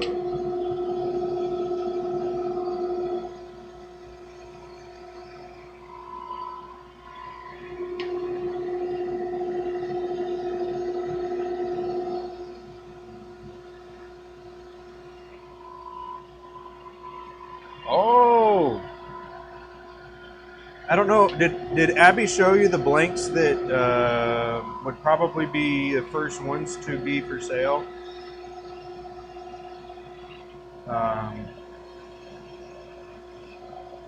I've just got to make a pin out of it first. So I'll make a pin out of it, and then we'll see what the blank looks like. But yeah, pretty cool. Pretty cool. Exciting, even.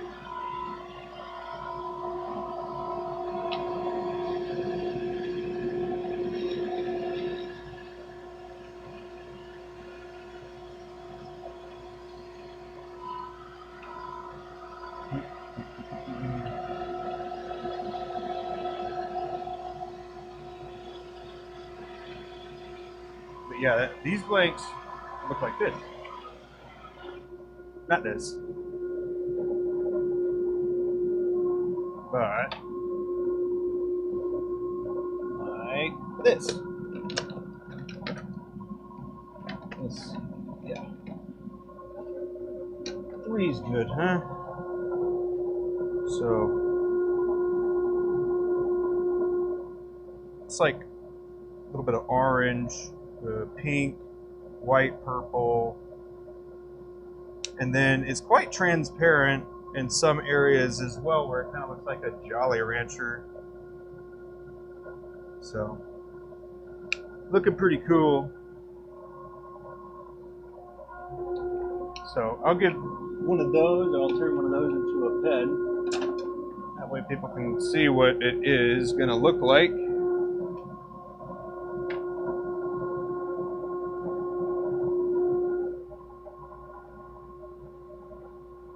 And I don't even know if she's got a name for those yet.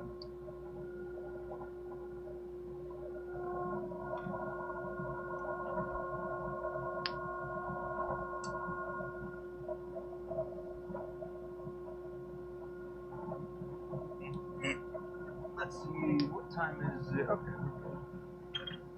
we're good.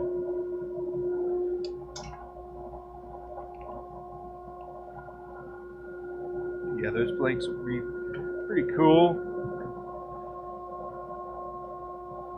I think later this week is when I'll make the at least one of those. Yeah,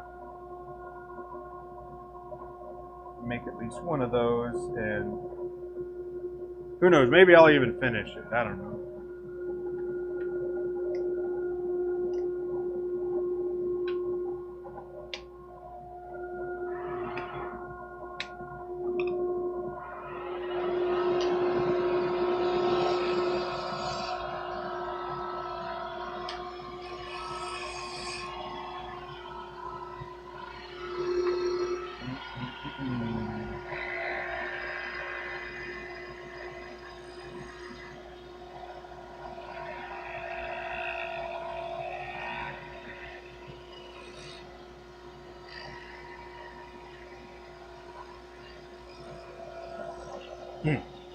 Alrighty, cool.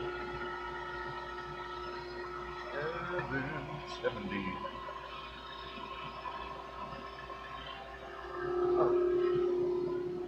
Oh, yes, let's change that. We're not at 269 anymore. We're at 270.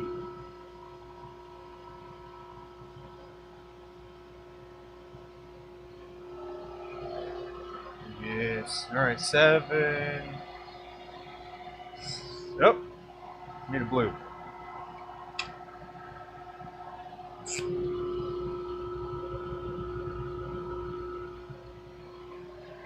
Yeah. I don't know if you can see that. Probably not. But it says 770 subs, which is sick.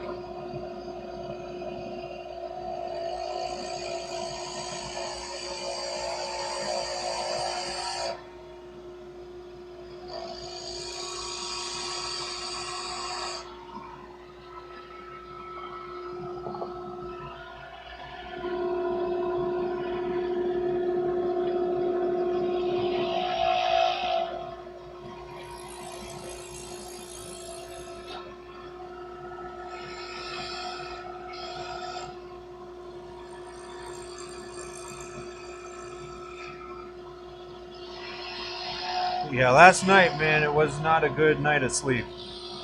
I went to bed at like midnight, woke up at 4 because the dogs, and then I just stayed downstairs just so I could let them out if they needed to go. So.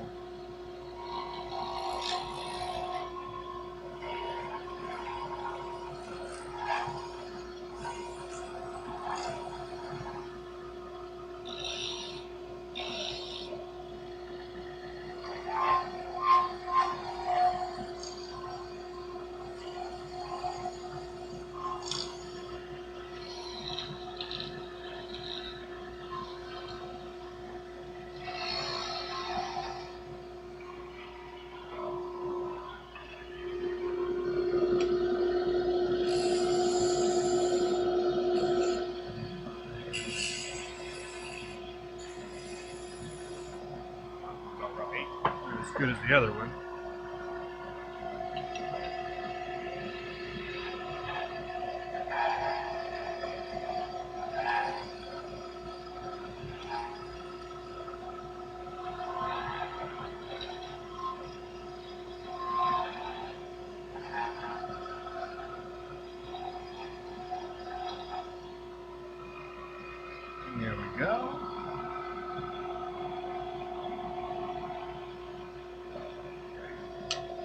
make that a little bit more narrow here.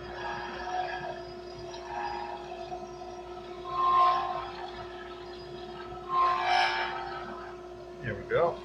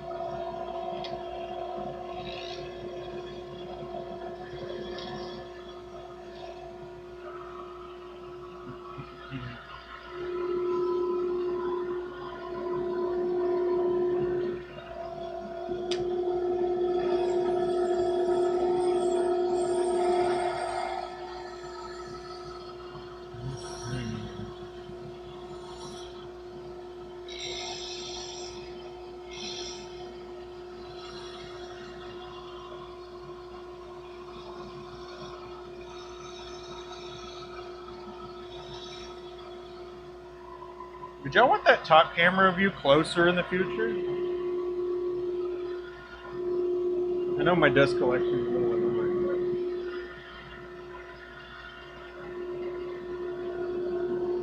I wonder if that would be better.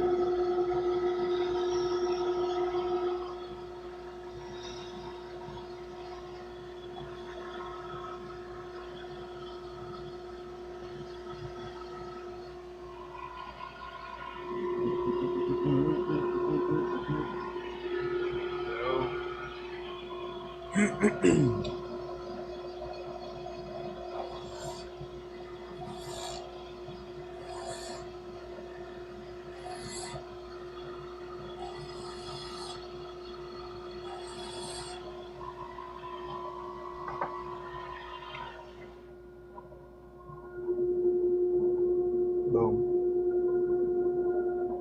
Hello, how are you doing? I cannot read what you wrote.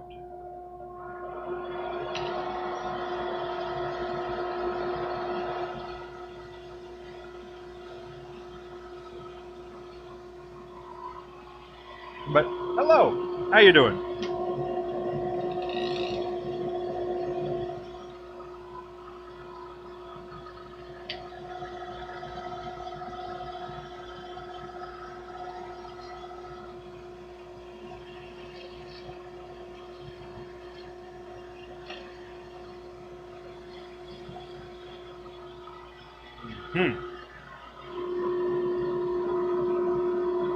And there we go. There's the last Ariel for today. At least on stream. I don't know if I'll come back out later. I might. But yeah. I wonder if an evening stream is even better than a, early afternoon, morning to early afternoon stream. I don't know.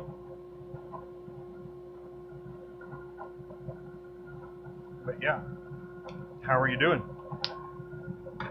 This is what I was working on. So got quite a few turned. These are all diamond painting pin handles, craft handles. They will be going. They're fit for the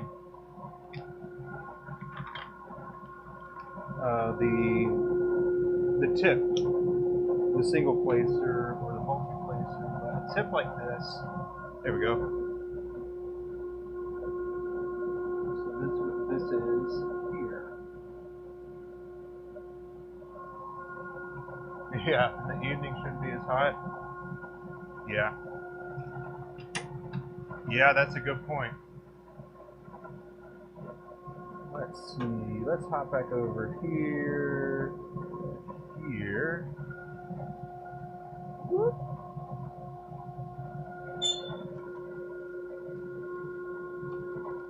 Yeah. Now that I've worked up an appetite out here. Yeah. Doing well. good.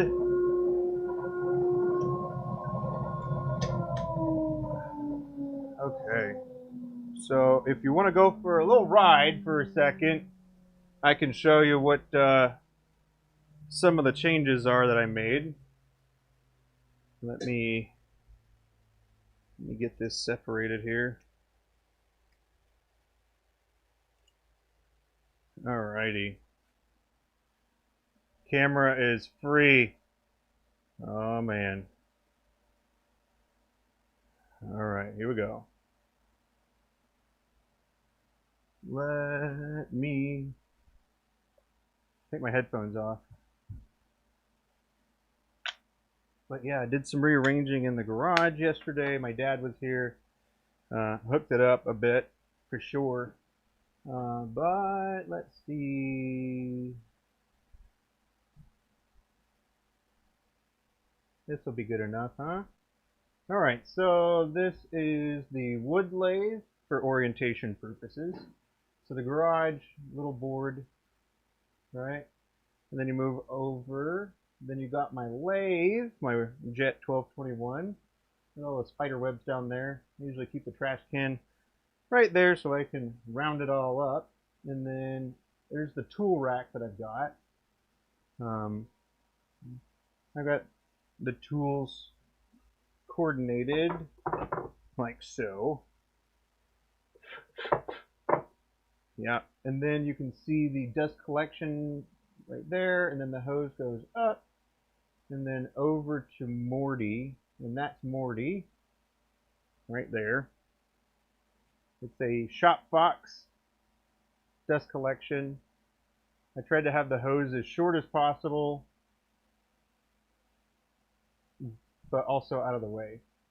And then got this, which is, you know, just odds and end things that I want to be able to quickly grab. I've got a saw up there, an X-Acto blade on the magnet there, a scraper, mallet, some screwdrivers. These paintbrush handles I actually use to push blanks through the metal lathe here. Files, extra turning tools, some bull horns for any bowl that I do. The other tripod that, oh, it's an infinity loop pack here. But yeah. And then this is the new table. Whoop, let's get back here. So there's the new table. It's just this top one. And then I've got another table under there. And then I put the vacuum here, and then there's the computer. And the rest of the stuff, there's the streaming stuff. This is basically what my view of what I look at. So we'll hop over here now. And then the whiteboard lathe. So here is like an end table kind of thing. This is where I keep the sanding stuff that I use. Yep, sanding stuff. This is other project kits. This in here is other bespoke stuff. And then on the top here are the ongoing projects that I'm working on. Then the new shelf. It's pretty organized. I spent quite a bit of time getting that organized again. And then we got some of the wood from my wood projects. I've accumulated all the blanks, or co-located all the blanks and everything. There's my little baby saw that I still use all the time. And then there's the big saw, which a Laguna 1412. And then obviously a fan, a rolling cart, and then Abby's other rolling cart. So we're back at the metal lathe, and then this is on the other side. Those are the pins for the shop that Abby finished up this morning. There's her lathe, and then it's actually got the light off over there, and this is doing pretty well considering it has to compensate for the lighting. But there's that. Let's get a little bit of a closer look. So this is where she pours the blanks. Down there you can see that it's got, whoop, let me turn the monitor here. You can see the big jugs down there, which is pretty neat.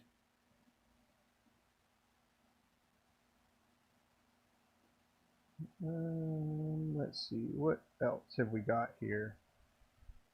Molds. You can see we have a lot of molds over there. Yeah, I built that table, but yeah, this is Abby's workstation. There's her water, a lathe buddy, and this is her little stand here. And then there's the other side of Morty where you can see the power. Have to reach over there with my tool. All right, now let's see. Let's go back over here, and then we're going to turn to take a look over this way. Yeah. So these are the extra blanks that we have accumulated over the years of making blanks. There's quite a few in there. I would probably estimate in vicinity of, I don't know, 1,000 probably. This is other wood organization, and then down here it's like not so organized, but it is kind of raw wood that I can use to start with. And then we got a pressure pot that's got blanks that I still have to get out. And then there's another pressure pot under the apron here. And yeah, that's basically the whole workshop tour right there. That wood that I was talking about. And then our little AC unit here. But yeah, that's pretty much it.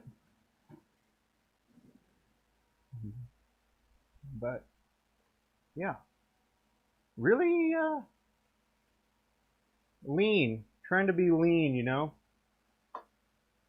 Let's hop back over here so you don't get any more jarred. But yeah, there is at least the outside part of the shop. Ooh, you look nice. Thank you. Dang, I gotta go look nice like that. Yeah, take me to dinner. I mean, everybody. Your whole family, my whole family. I just did a little tour around the shop. I caught an end of the tour. Good. Well, you look fancy pants. Thank you. Here you go. Did you have any other pigment pockets? No. Hi, Lawrence. That's the wood one. You just cracked the wooden one. Okay. You're going to wrap it up for me? Sure. All right, folks. Thank you for being here. You really made my day. I think I will probably come back out tomorrow and probably stream again. It will be just as hot. Maybe a little cooler, but not really. It hasn't been too bad. How was it for you?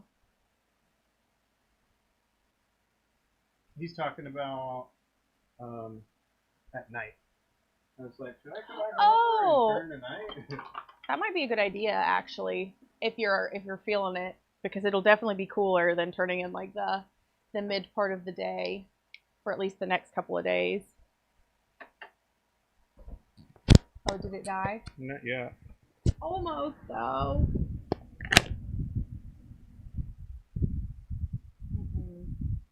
Uh-oh. All of the mics are dying. Maybe we should just say bye now.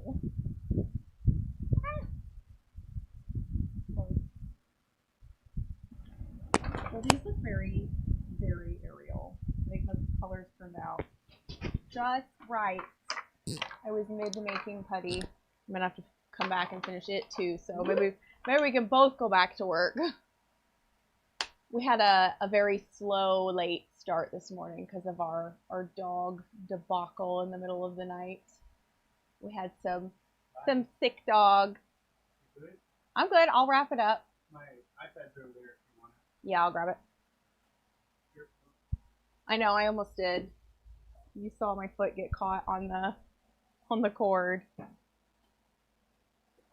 Anyways, I hope you guys have had fun hanging out with John and listening to him talk about stuff. I have not been out here. I got my work done in the workshop earlier this morning because I knew how absolutely toasty it was going to be today. And then I'll be in here tomorrow, probably most of the day. So John still got, he got a decent amount turned, but he still got the larges and minis and some regulars left. I typically ask him to do the regulars for me first. I don't know, that's just the way I prefer, so I can take pictures and do some videos showing some sneak peeks to people of them. So I'll be sanding and polishing these tomorrow. And then I always show them so you guys can see the difference between the just turned kind of tooling marks versus the finished shiny pens, which show off the different stuff that I put into the resin. So like different stuff. Hi, Timothy.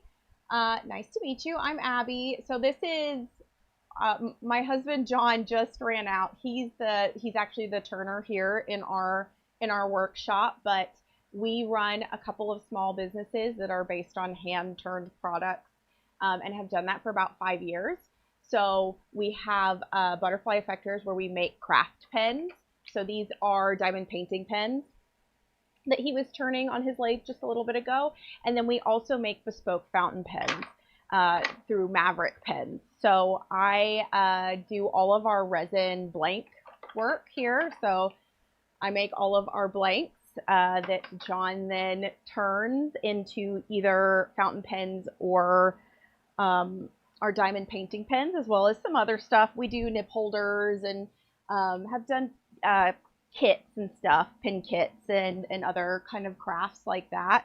But yeah, that's what we do here in the workshop. You're just catching us here at the end of the stream. He's going to go get ready for us to go to dinner.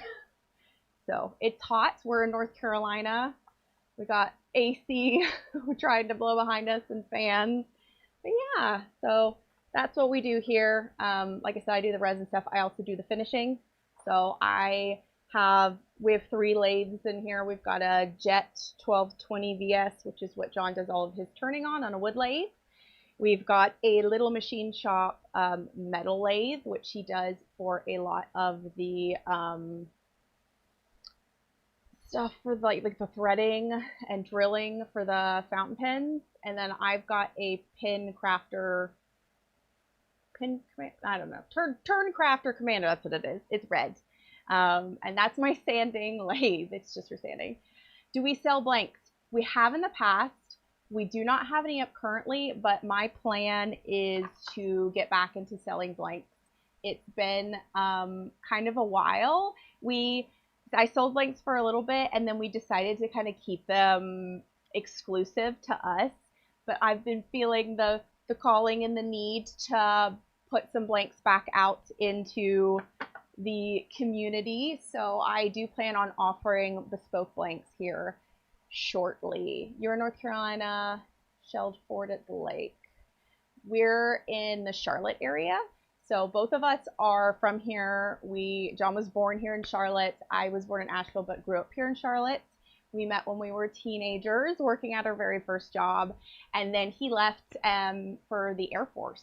So then we spent 11 years with him, active duty in the Air Force, and lived in Tucson, Arizona for part of that, and Albuquerque, New Mexico for the rest of it. And then after he finished his time in service, we moved back home here to North Carolina. However, our big plan is to move back to Arizona because that's like, I don't know, it's our place. But yeah, all of our family's here, and we've been very lucky to get to work together in a Lake Norman. Well, then you're super close. It's like, what, 30 minutes, I think, outside of Charlotte. We drive through that area all the time. Very nice. I bet you're feeling real lucky to be close to the water and the lake on this incredibly hot and steamy day. It's been a while since it's been this hot here. Sean, you can't wait till we move there? I'm very excited.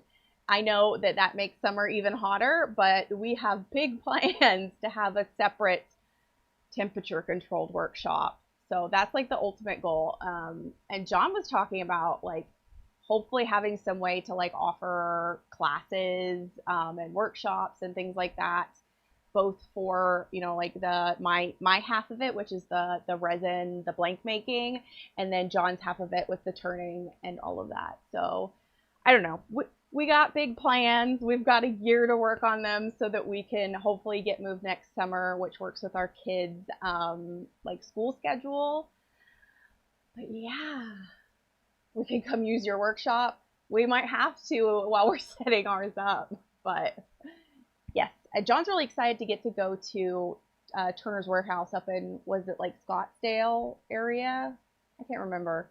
Somewhere around there.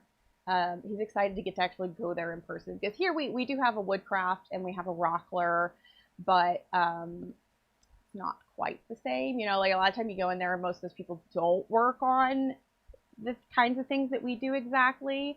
Every time I go in and I'm like talking about resin to any of the people that work there, they either don't know really what I'm talking about. They do sell Alumilite, but they don't have a bunch of experience, and they'll like show me some of their things they've done for like some of their demos, and I'm like, yeah, I can tell that you've only done that a couple of times kind of thing. But yeah, I'm gonna give you all a closer up. These are some collaboration pens that we we're working on for a local shop here in the Charlotte area, and John turned them on stream. I think he called it the stream something about local shop collab. Anyways, I just sanded these this morning, and we've got to get them cleaned up and then ready to be brought there.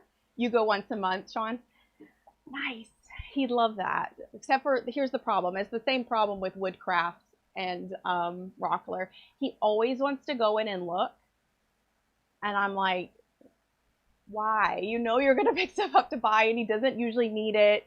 Like, as y'all see, he doesn't work on wood super often. He does occasionally, but man, does he love to go in and buy wood blanks and likes to look at all that stuff. So, you know, it's his place where he likes to go in and do his shopping. So yeah, anyways, cool stuff.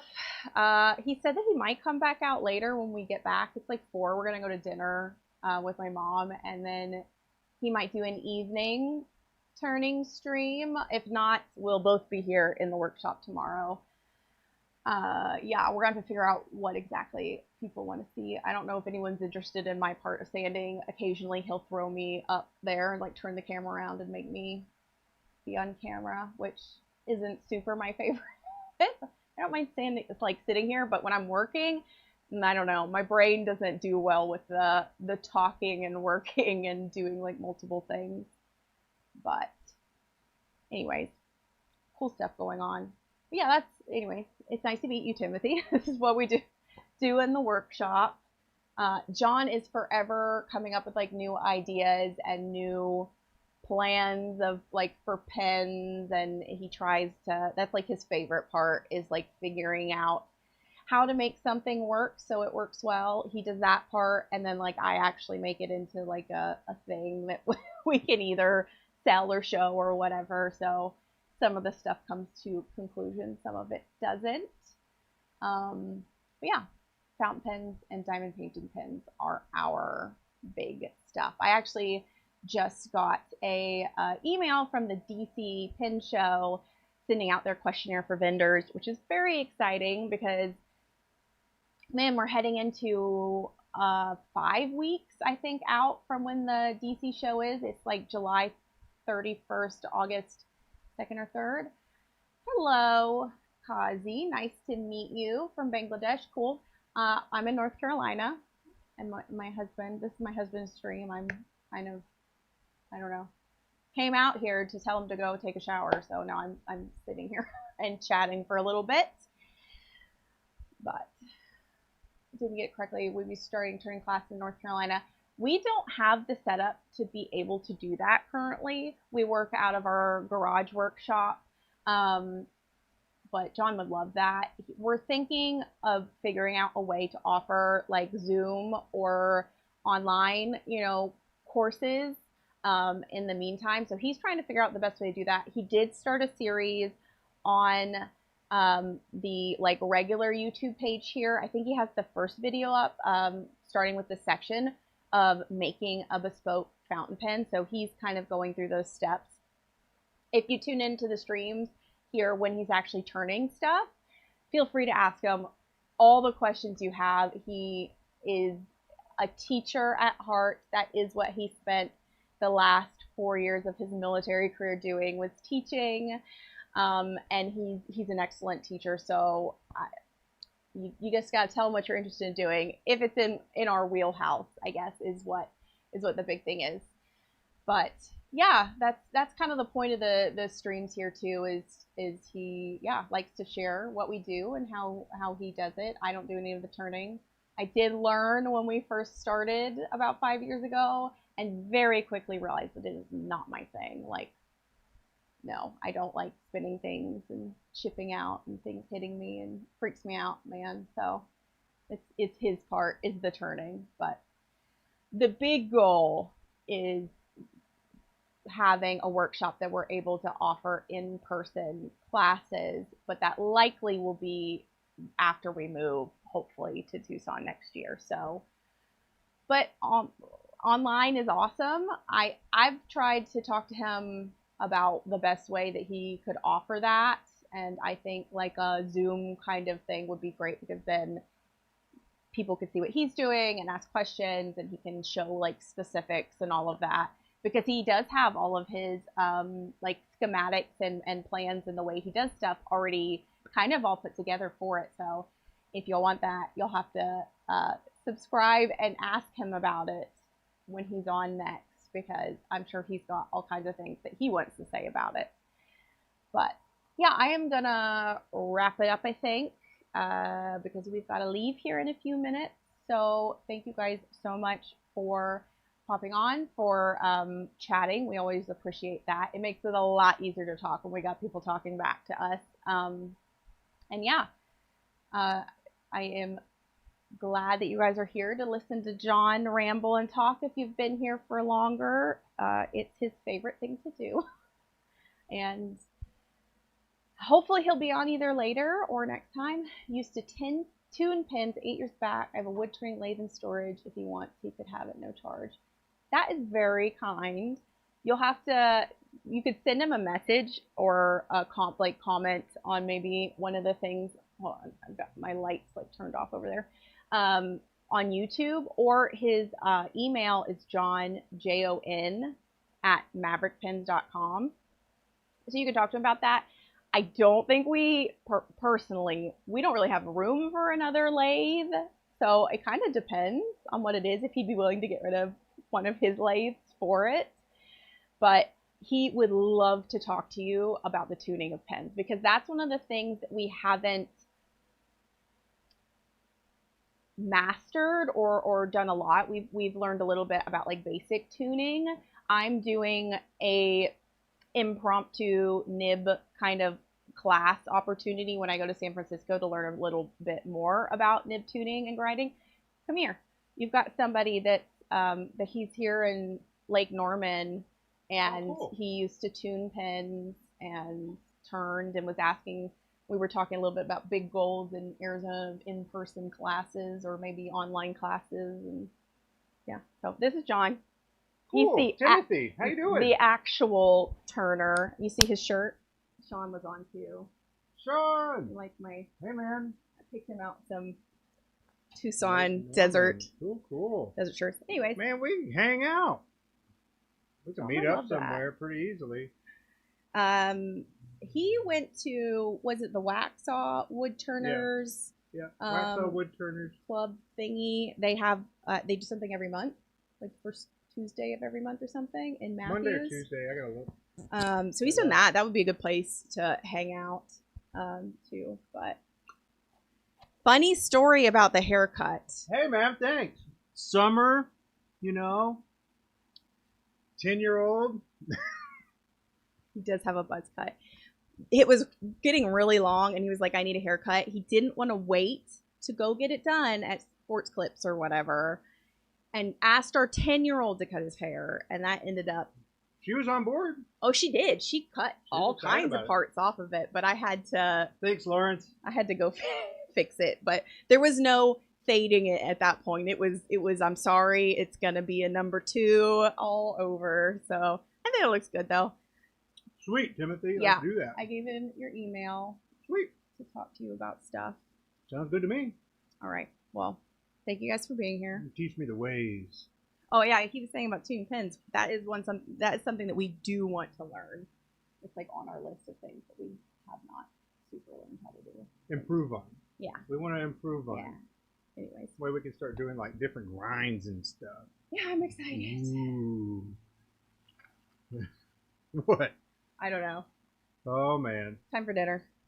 I'm hungry. I reckon. Well, y'all are awesome for being here. And it's awesome that you found this channel and all that stuff. So hope you don't feel like a stranger now. Yeah, we like comments. It's fun. Keep chatting with them. Right on, Timothy. And we'll see you around, man. Super nice meeting you. Lawrence, good to see you. Kazi, hello from Bangladesh.